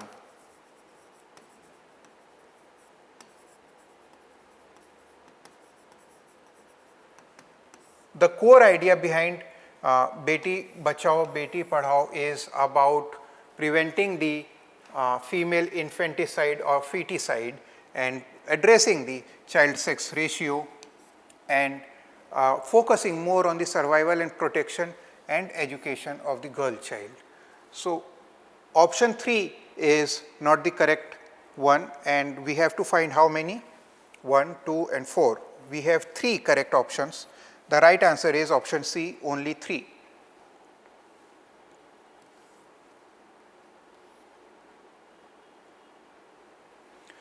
Consider the following statements regarding the Pradhan Mantri Kisan Samman Nidhi PM Kisan scheme.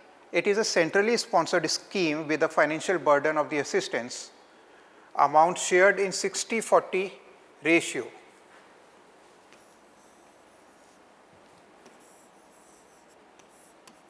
That is incorrect because it is completely borne by the center. The financial benefit of 6,000 per year is provided to all land holding farmer families irrespective of the size of their land holding directly into their bank accounts. Farmer families whose members are either practicing professionals or high income pensioners are excluded. That is also one of the provisions under the scheme. So, second and third statements are correct. Which of the statements given above are correct? Option C, 2 and 3 only. The doctrine of harmonious construction is fundamentally employed by the judiciary when two or more provisions of a statute are found to be mutually exclusive or contradictory. The underlying principle of this doctrine is the presumption that the legislature, while enacting the law, did not intend to contradict itself, and therefore courts must interpret such provisions to give effect to both by limiting the scope of one only to the extent required. So, whether the second statement is the correct explanation of the first statement? Yes. The statement 2 explains the statement 1, the basic idea behind the doctrine of harmonious construction, where it is the duty of the judiciary, or it is the role played by the judiciary to see whether the provisions of the statute are contradicting the provisions of the statute enacted earlier. And in this case, the judiciary is always tries to maintain a balance between the provisions of both the statutes to the extent where the few of the provisions are not in contradiction with the provisions of the other statute or with of the same statute, and it does not it does not hamper the implementation or the intent of the statute that is enacted. So, that is the basic idea of doctrine of harmonious construction, and statement 2 is the correct explanation of statement 1. So, the right answer is option A.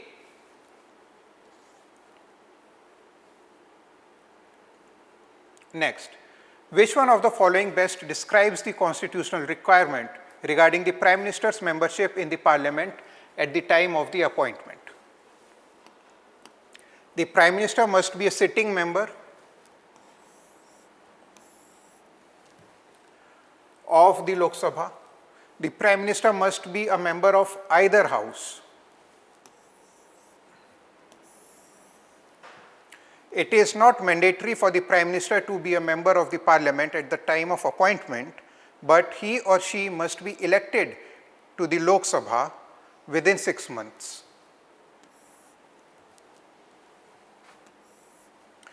It is not mandatory for the Prime Minister to be a member of the Parliament at the time of appointment, but must become a member of either house of the Parliament within 6 months.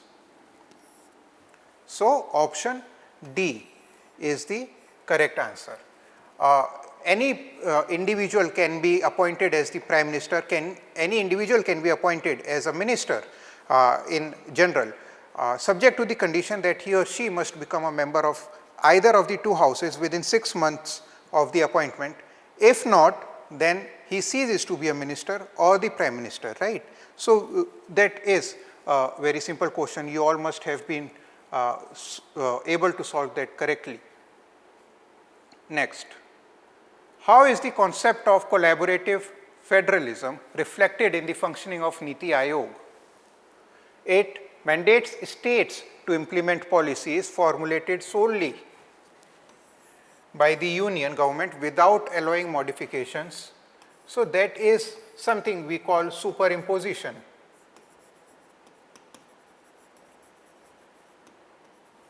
Rather, it is not about collaborative. So, this statement is incorrect. It promotes cooperative governance by engaging states in the formulation of planning, execution and national development initiatives. It empowers states to independently design and implement policies without any coordination. It serves as a constitutional authority to resolve center-state disputes on matters of governance and policy. We are talking about the idea of collaborative federalism, and statement 2, it promotes cooperative governance by engaging both the states and the center in the planning of policies, in execution of such policies. Hence, option B is the most correct explanation.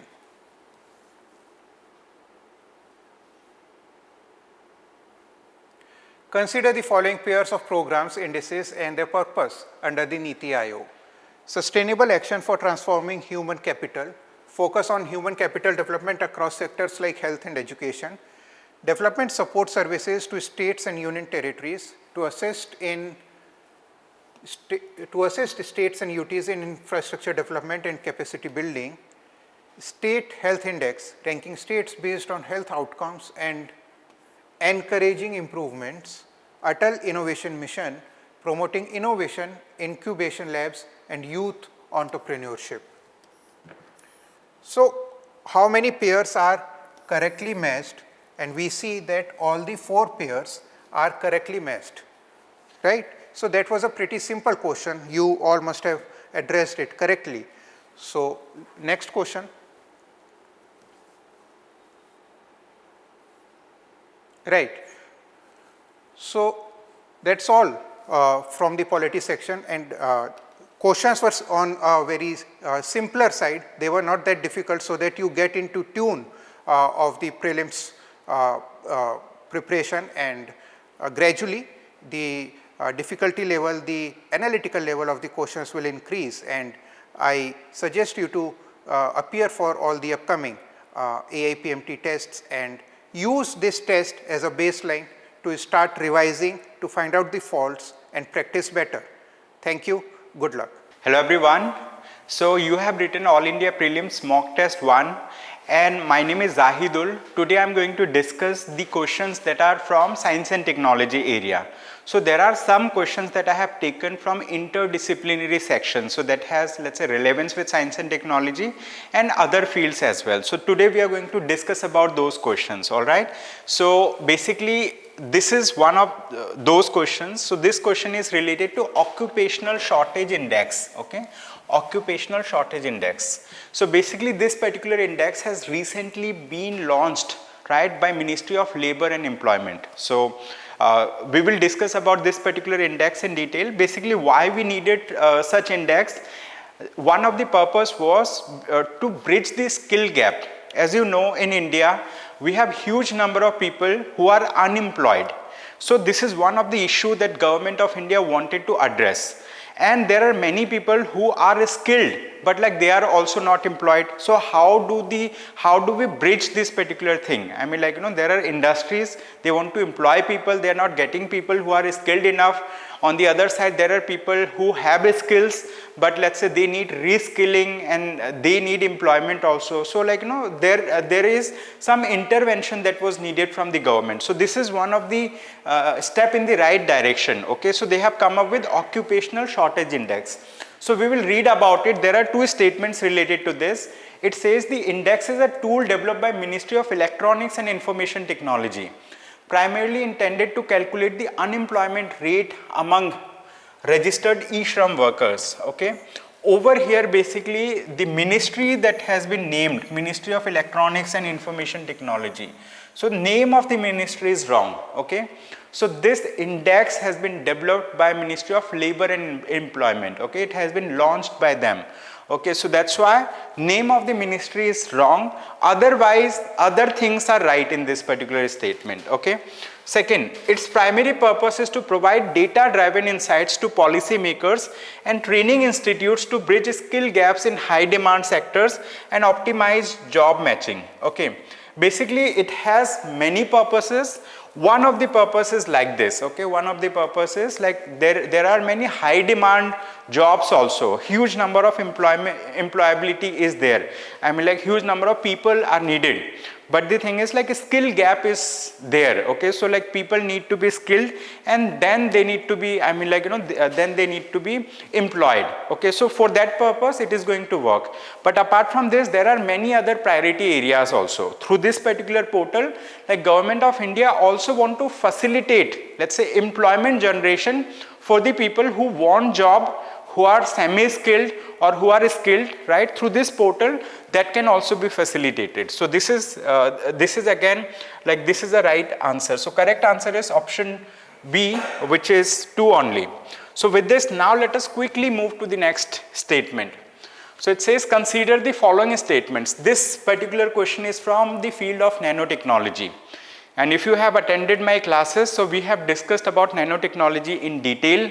This is a technology which is highly promising because like using this technology we develop particles, we develop, let's say, materials that work at nano scale. I mean like at a very small scale, and it is highly relevant in the, let's say, upcoming technological revolution. So it says nanoparticles are used in medicine for targeted drug delivery systems. This is right. Basically like nanoparticles, they do find application in the field of medical science for targeted drug delivery. We have discussed about, let's say, like nanotubes, carbon nanotubes. So this is one of that thing. This is right statement. It says nanotechnology has no role in developing water purification technologies. Okay, I think like here space is not given properly. But the thing is like nanotechnology does find a lot of role in developing water purification technologies, right? So there are many important nanotechnological application, right? This includes, let's say, nanosensors, right? And nanomembranes. They are basically like helpful in water purification technologies. So only first statement is correct. Correct answer is option A. Now with this, let us move to next question, question number 33. Consider the following statements regarding missile systems, right? So this question is from defense technology, missile systems. Why it is important? Because as we all know that nowadays what is happening, huge number of countries are participating in war with one another, right? When we talk about Russia and Ukraine, so like they are into a warfare. And again, if we talk about, let's say, Afghanistan and Pakistan, some situation has arisen over there also. Recently, India, Pakistan, like some tussle has been there. You might have heard about Operation Sindoor. And also Israel and Palestine, Israel and Iran, right? You might have heard about it. Many countries in the Middle East, in Qatar also, there has been an attack. Okay, so we have seen many areas of warfare between multiple countries. So that's why missile technology becomes an important thing. But like here, when we talk about missile systems, so what are missile systems? What are different types of missile systems? Which of the missile systems are developed by which countries, right? What is their range? Whether they are short range, medium range, or intercontinental missiles, right? What is the type of fuels that are used in the missile, whether the missile are nuclear missiles or not. So based on that, many scope is there to frame questions. So this is one such question. So it says the Sarmat missile is a liquid fueled intercontinental ballistic missile. This statement is right. Basically this particular missile technology has been developed by Russia. Okay, Russia has developed Sarmat missile. It is a liquid fueled intercontinental ballistic missile. I mean like that missile can be launched from one continent and may target some other continent. For example, it can be launched from Asia, it can target America also. Okay, that's the thing. This statement is right. Again, like Trident is a submarine launched ballistic missile system. So Trident has been developed by the United States of America, okay, USA, and it can be launched from submarines also. Okay, this is also a right statement.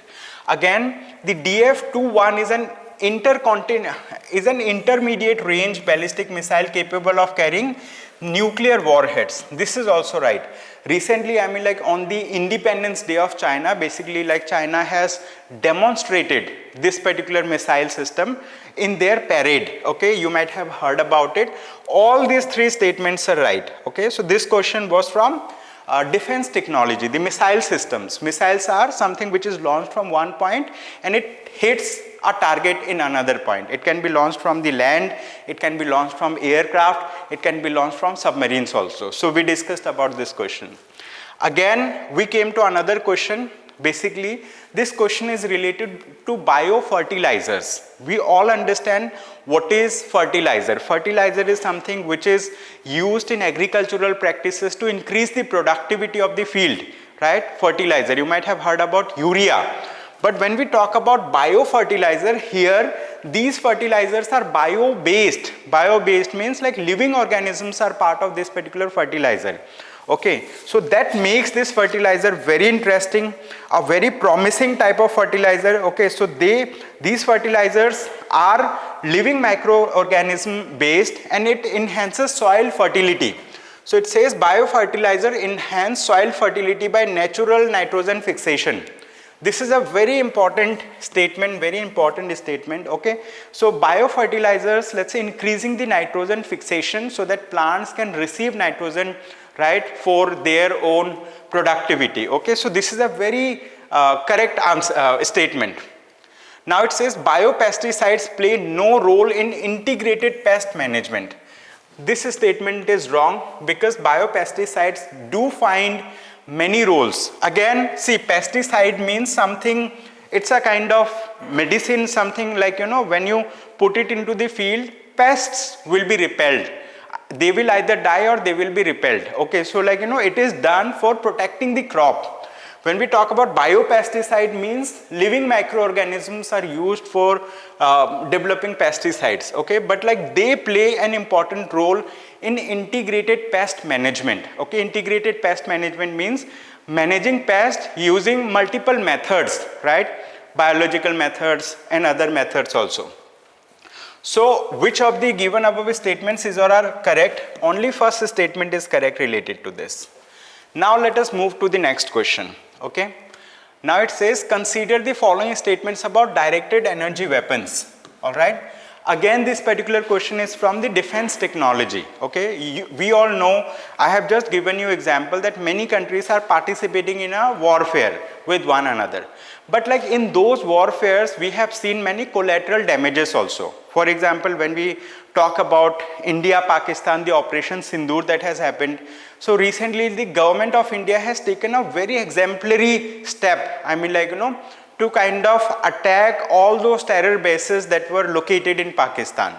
But the thing is, like, it was also widely reported that few of our aircrafts got gunned down or they got damaged, right? So, but the thing is, how do we reduce that collateral damage? One of the answer is directed energy weapon.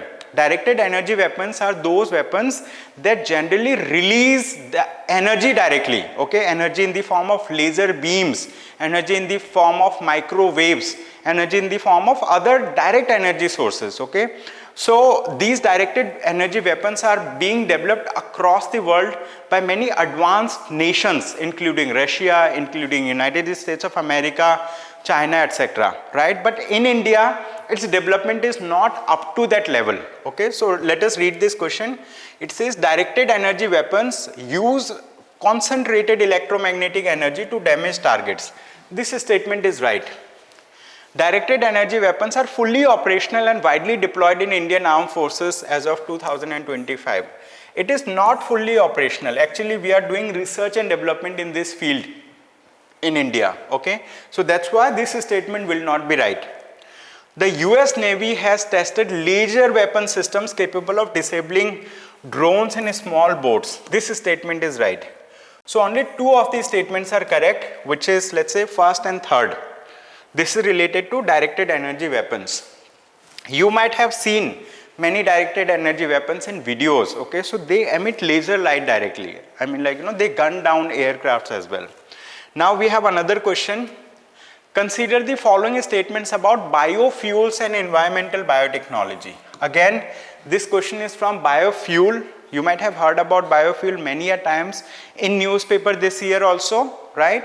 Okay, fuels which has biological component in it, okay, living that are made by biological components, they are known as biofuels, okay. So basically biofuels are derived from algae and are considered a promising sustainable energy source due to their high yield potential and ability to grow on non-arable land, okay. It reduces competition with food crop cultivation, okay. So that's the thing. So it says algae based biofuels are a sustainable alternative due to high yield and capability to grow on non-arable land. This statement is right. Now bioethanol production by land crops competes directly with food crops for arable land, causing food security issues. This particular statement, okay. So I mean, like, it can create competition for agricultural resources, which leading to concerns over food availability and prices. So this is also a very important statement, okay. So it can compete with food resources also, that's the thing. So how many of the above statements are correct, right? Both statements are correct, okay. First and second, both these statements are correct. Now with this, let us talk about another question. Basically, like, this question is one of the most important question of this century, I would say. It says consider the following applications and implications of metal organic frameworks, okay, metal organic frameworks.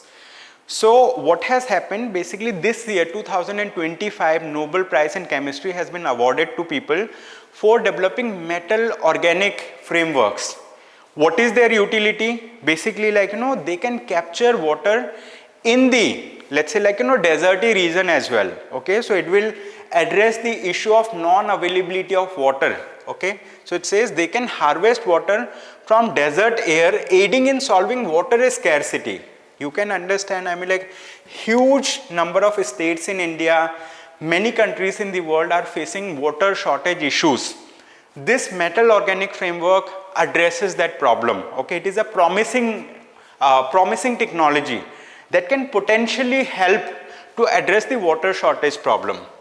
Now they have no role in tackling climate change or environmental pollution. This statement is wrong, because they are going to play a very important role in tackling climate change and environmental pollution. Like, you know, the water scarcity issue is a very important thing, okay, related to that. They have potential uses in storing hydrogen and methane as clean fuels. This statement is also right. So correct answer is only 2, which is 1 and 3 only in this question, okay, 1 and 3. Now let us move to another question. This question this topic has again received Nobel Prize in 2025, okay. So it says with reference to regulatory T cells, okay. Regulatory T cells are also known as TREGs, T-R-E-G-S in short, okay. In short, they are also known as TREGs. Consider the following statements. Basically, what is regulatory T cells? These are cells that are very helpful, very important, I mean, like, you know, for our immune system in our body, okay, regulatory T cells. Basically, they regulate the production of, let's say, various types of immune related cells in the body, okay. So regulatory T cells are very important topic. So regulatory T cells are critical component of the human immune system that maintain immune tolerance by suppressing aberrant immune response against self-antigens. In cancers, regulatory T cells accumulate in tumor microenvironment, damping anti-tumor response and facilitating tumor growth and progression, okay. So what it does, targeting regulatory T cells can enhance cancer immunotherapy, okay. So if we target the regulatory T cells, it will enhance, let's say, cancer immunotherapy, okay. This is a right statement. Boosting regulatory T cells may help in treating autoimmune diseases. This statement is also right, okay. So basically, I mean, like, you know, regulatory T cells are very important. Both these statements are right in this particular question, okay. Both the statements are right. Now we will move to the next question, okay. What it says, this question is related to synthetic biology. So we will discuss about what is synthetic biology.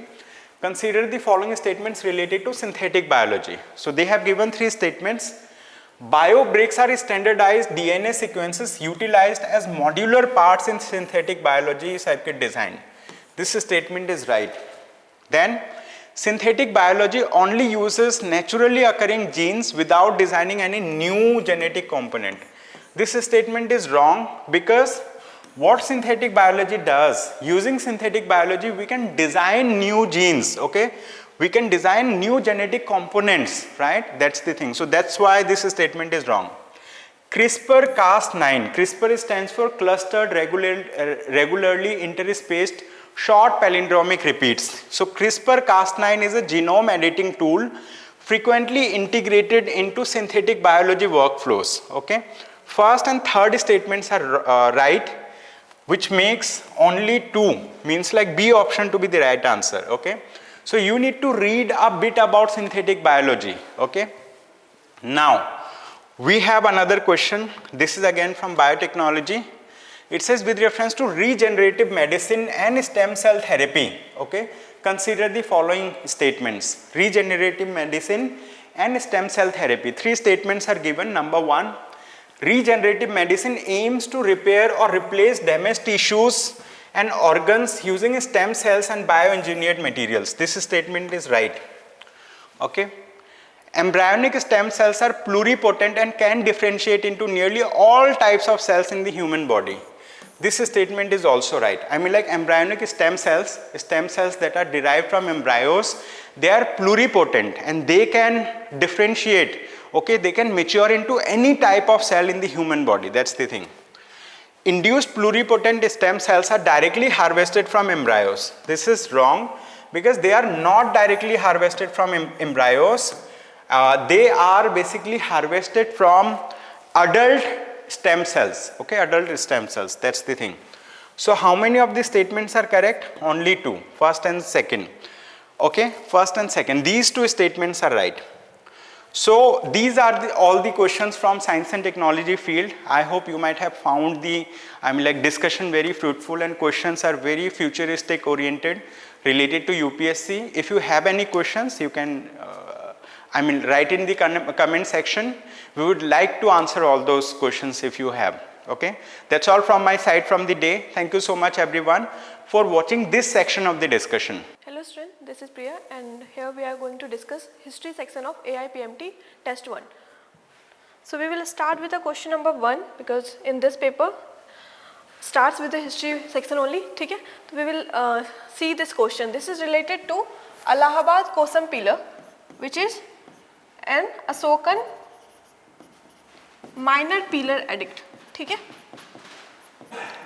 And this is particularly written by the Queen Karovaki about her donation which she had made. Okay?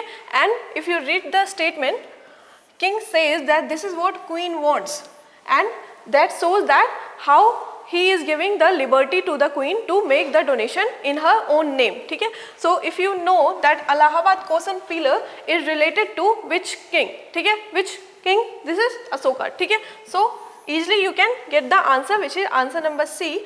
And Tiwala is the only son, you say, which has been mentioned in the inscription of Asoka. Apart from that, we also know about the children of Asoka like Sangamitra and Mahendra, but they are majorly known for their missionary activities, which is related to Dhamma, Asoka's Dhamma. Okay? So this is he is the only son who has been mentioned in the one of his inscription. Okay? Tiwala. So answer here will be C, and which is very easy if you know. And also previously UPSC has asked about various questions about Asoka edicts, Asoka inscriptions, so you can easily relate to this question when you are attempting. Okay? Next question is related to ancient literature, their author and the description. Okay? If you go one by one and see the answer and we will try to match, Mudra Rakshasa is related to Vishakha Datta, which is a correct match, right? Next is that it describes about the King Chandragupta ascent to the King Mauryan power in the India, okay? Which is also correct because this book, particularly Mudra Rakshasa, which has been written by Vishakha Datta, especially during the period of Chandragupta II, has mentioned about the ascent of King Chandragupta Maurya. Understand the difference? it is talking about the ascent of Chandragupta Maurya, but it has been written during the reign of Chandragupta II. ठीक है, apart from that, Vishakha Datta has also written about this another book which is Devi Chandragupta, which is related to Chandragupta II. ठीक है, so this option here becomes correct match. Nagananda, it was written by Harsvardhana, is a correct match. ठीक है, Harsvardhana has written particularly 3 major literary work. First is this Nagananda, second is this Priyadarshika, and third is Ratnavali. And the description here mentioned that celebration of Holi had been mentioned for the first time in his book Ratnavali, not in Nagananda. Nagananda is particularly related to the sacrifice of a prince who was Jimutvanna, and he has sacrificed himself for to save Nagas. So Nagananda has mentioned about that text only, where Prince Jimutvanna has self-sacrificed himself to save the Nagas. ठीक है? So this option, the description here becomes incorrect. So this option becomes incorrect. Ritu Samhara. Has it been written by Bhasa? No, it is a very famous literary work of Kalidasa. ठीक है? Kalidasa has also written about like Meghdutram, Raghuvansam. ठीक है? But Rita Samhara has mentioned about the 6 Indian seasons. ठीक है? 6 Indian climate you can say or season through the 6 cantons or 6 sections. ठीक है? तो Kalidasa has been a literary figure during his period, and he has written about the 6 Indian seasons of the period. ठीक है? So 3 here becomes incorrect because this option here is incorrect. ठीक है? Next match, it's about Panch Siddhantaka, which had been written by Brahmihara on the mathematical astronomy, which is a correct match. ठीक है? So here if you see the option, so 1 and 4 will be the correct match, so A is the answer. ठीक है?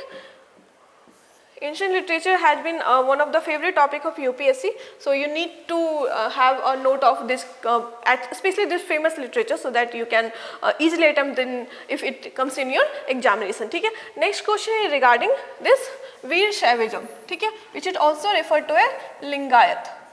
ठीक है? Lingayat sect. So if you go through all the options in the question, so see, this has been a Saivite sect, which is a correct, ठीक है? But it has been emerged in Karnataka. Yes, this is also correct, which emerged during 12th century. But if you see the dynasty given here, this existed during 4th to 8th century. ठीक है? So this cannot be the correct match here. ठीक है? What happened that during the dynasty of Kalachuri, ठीक है, in Karnataka during the 12th century, this Lingayat sect emerged, and it was founded by Basavana. ठीक है? So this statement here becomes incorrect because of this particular information. Next question, next statement is regarding they oppose the elaborate rituals which had been prescribed by Hindu priests. Yes, they had also like went against the theory of rebirth and the went against the theory of rebirth. Then they went against all the rituals, complex rituals that priests were saying at that point of time. ठीक है? So this statement here becomes correct. ठीक है? Because they were opposing these elaborate rituals that were proposed by the Hindu priests. This tradition followed the philosophy of Visishta Vedanta or non-dualism, which has been propounded by Ramanuja, not by Lingayat sects. ठीक है? So this option here also becomes incorrect. ठीक है? So especially if you know that Lingayat is majorly related to the Ishtalinga. ठीक है? Ishtalinga, and they what does this term mean? Which it mean the worship of formless form of Shiva. ठीक है? So they used to wear even such symbols in their neck and used to worship formless form of Shiva. ठीक है? So this statement 2, 1 and 3 is incorrect. So 2 only, B is the only correct option over here. ठीक है? Okay, next question is related to Indus Valley civilization. One of the very easy topic of UPSC, you can say. You need to remember all the aspect of Indus Valley civilization when you are preparing for your examination. Especially in this particular question, we have covered about the town planning system, then we have covered about the agriculture system that was during that period of time, and we have also covered about Harappan script. ठीक है? So if we see the first statement, it has mark that there was the use of dried bricks. Dried bricks had been used particularly in the culture or civilization of Egypt, ठीक है, and baked bricks were particularly used in the culture of Mesopotamia, ठीक है, and Harappa particularly used this burnt bricks, ठीक है, not dried, not baked, but burnt bricks, ठीक है, and there were no use of stone elements in any of the Harappan architecture. So this statement here becomes incorrect. Next statement is regarding the terracotta model of plough has been discovered at Kalibangan. No, it had been discovered particularly at Banavali, which had been situated in Haryana, and Kalibangan is also related to one of the agricultural discovery at the point which was ploughed field, ठीक है, which show the mixed crop pattern during the period. So statement second here also becomes incorrect, ठीक है. Next statement is regarding Harappan script, which is logosyllabic symbol mostly written from right to left, ठीक है, which is right to left. Yes, this statement correct. Harappan script is particularly mixture of this pictogram and syllabi, ठीक है. So yes, this is a form of logosyllabic system, and it is mostly written from right to left. Also one particular style of writing was this Bostrophoden, ठीक है, which means that few long inscription were particularly written from written like this, then they continue from here, then they continue from there. So do you understand the kind of thing that they were using in their script? So here if we see only 3 is the correct match here, so C will be the answer, ठीक है, 3 only.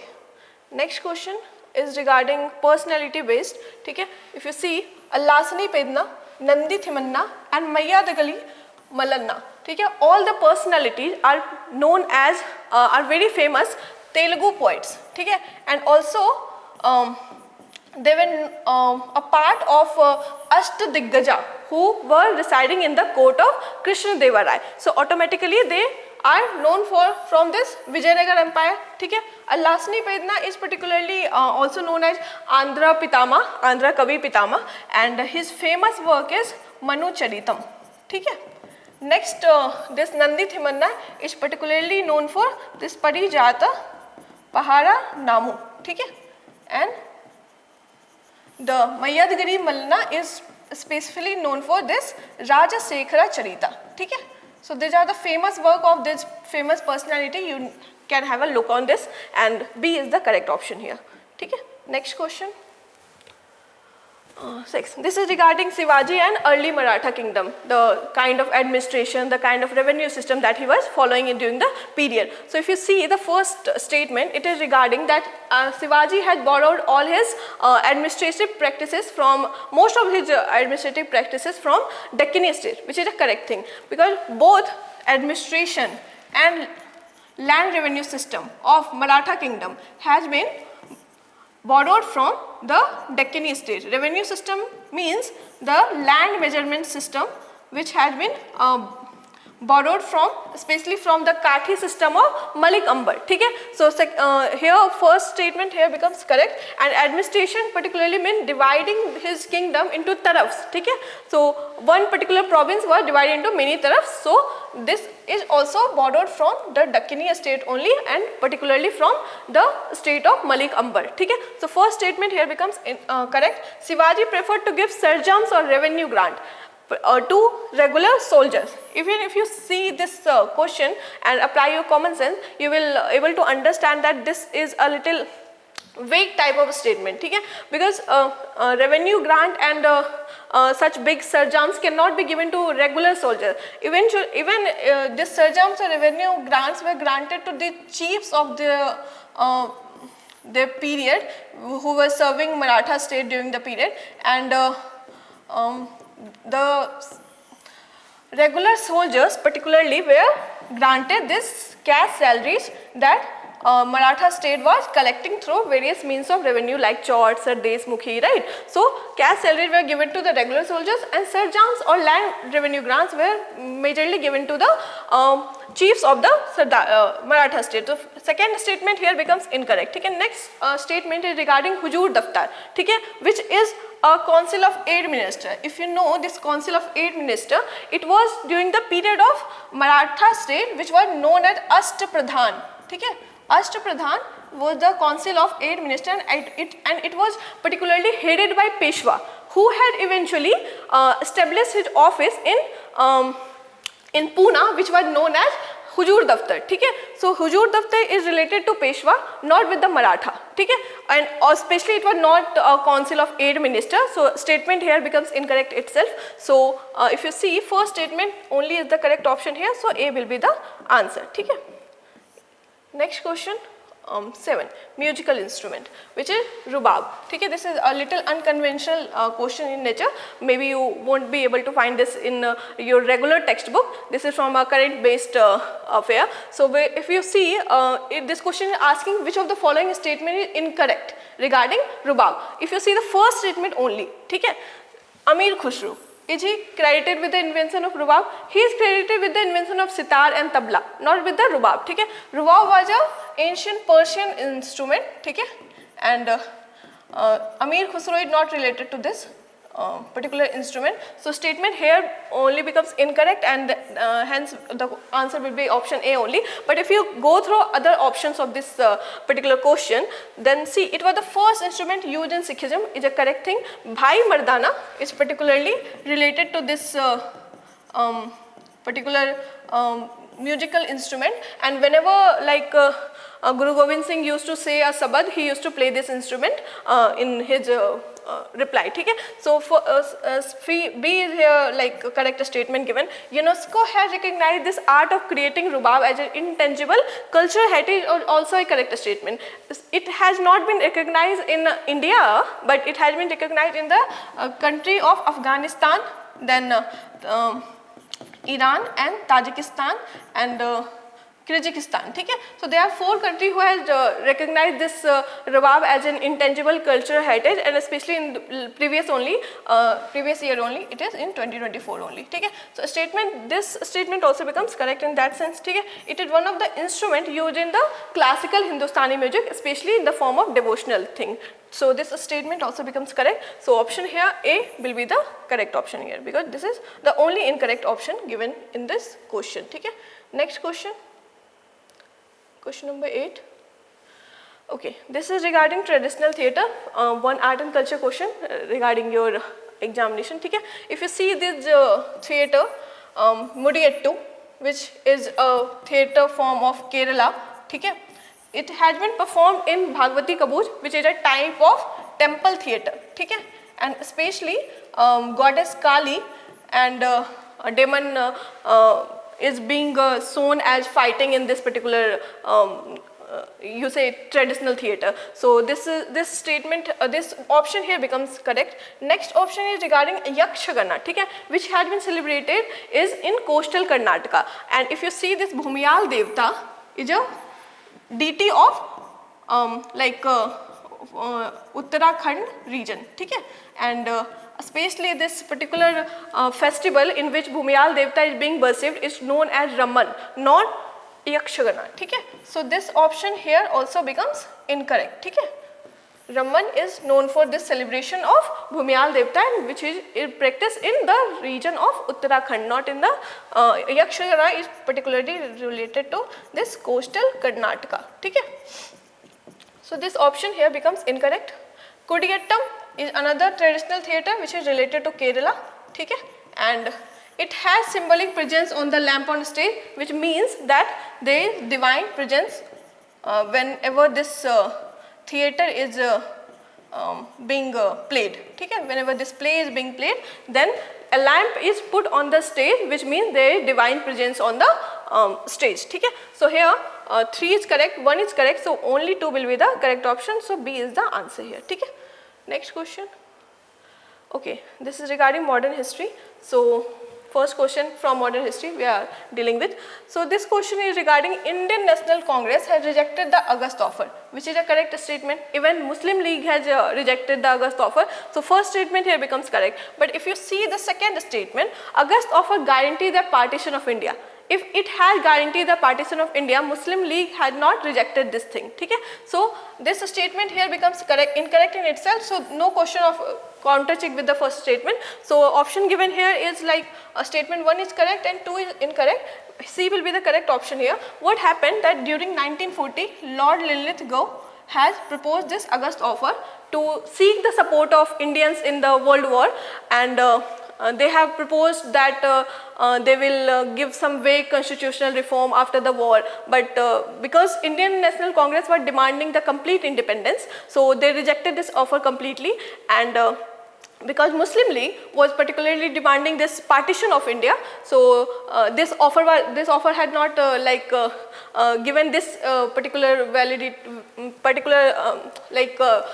thing also. So Muslim League has also rejected this offer. So both Indian National Congress and Muslim League both had rejected this offer. So first statement is correct, but second statement that guaranteed the partition of India is not correct. So here option C will be the correct option. Okay? Next question is regarding Pratna Samaj. Okay? Its teaching were compiled in a book called Deva Sastra.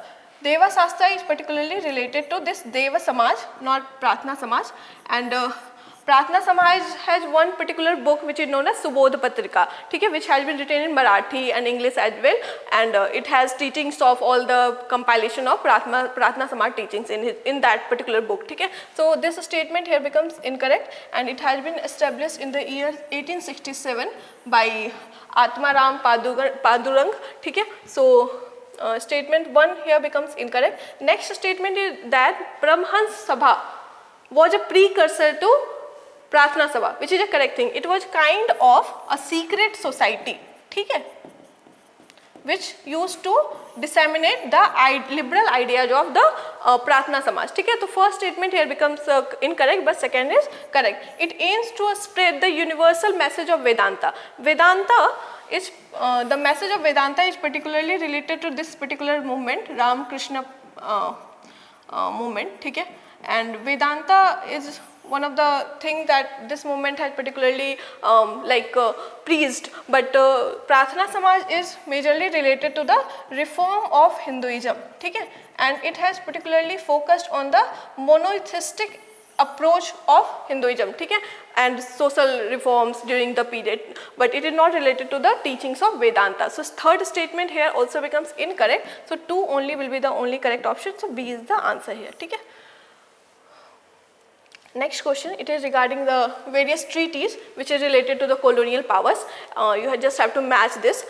Treaty of Revesvik is related to French and Dutch, is a correct statement. Here French were restored the state of Pondicherry. So this is a correct thing. First match is correct. Next match is around Treaty of Aix-la-Chapelle, which is related to the War of Carnatic, first War of Carnatic. Okay.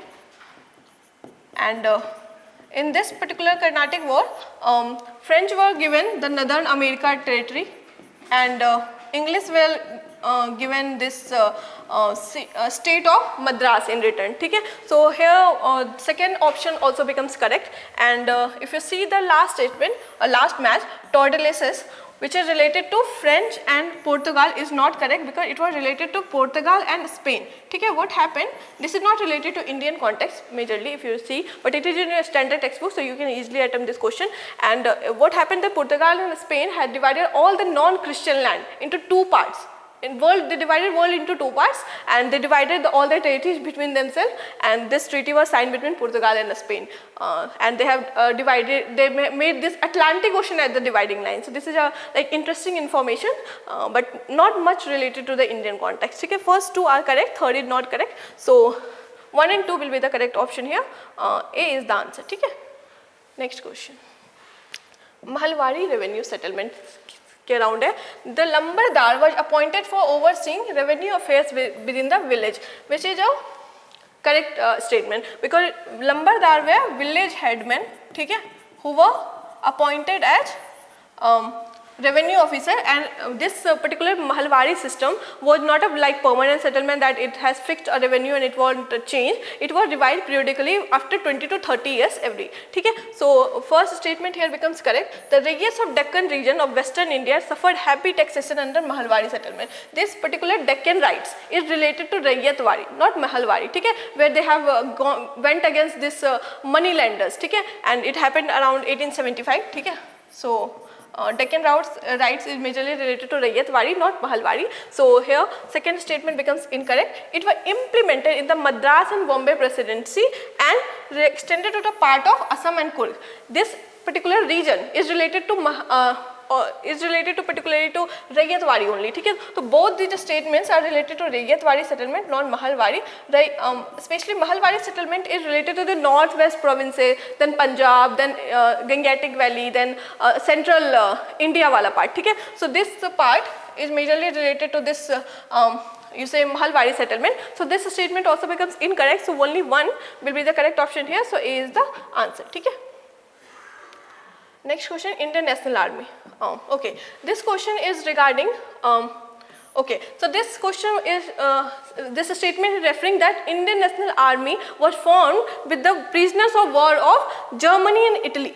ठीक है, Indian National Army बनाने का concept, the idea came in the mind of Mohan Singh, ठीक है, and he made this particular prisoner of wars, he made this Indian National Army from the prisoners of war only, but not from the Germany and Italy, ठीक है, he made from the prisoner of war which is related to the Japan, ठीक है. Particularly this Germany and Italy prisoners, POWs of this Germany and Italy are related to this Freedom Army, ठीक है, which is related to Subhash Chandra Bose, which is not related to the particularly with the Indian National Army, which it was made very initial when Indian National Army was being formed in the other part of the world. Okay? So first here statement becomes incorrect. Subhash Bose formed this provisional government for free India and declared war on Britain and USA is a correct statement. Okay? Especially there were three major personalities related to this particular provisional government of India, and who was this M.A. Iyer, who was known for broadcasting. Then there was this S.C. Chatterjee, which was known for this finance portfolio, and Lakshmi Swaminathan, who were dealing with the women's affair, women's department. Okay? So second statement here becomes correct. So 2 only will be the only correct option here. So next, moving to the next question, we are dealing with this Indian Statutory Commission, which is also known as Simon Commission. Okay? So if you see the first statement, Lord Birkenhead had appointed this commission to suggest constitutional reform because he was sure that Indians were incapable of constituting their own constitution. Okay? So this statement here becomes correct. Very easy. Okay? If you know that this is a Simon Commission, so Lord Birkenhead has to be related to this particular commission. ठीक है, Congress station in Madras under the presidency of Jawaharlal Nehru boycotted the commission. Madras की Congress has boycotted this commission. This is a correct statement, but it was presided by M.A. Ansari, not by Jawaharlal Nehru. ठीक है, so Jawaharlal Nehru has passed this snap resolution at this particular session only, which had demanded for the complete independence, but it was not presided by Jawaharlal Nehru. So here this statement becomes incorrect. Okay?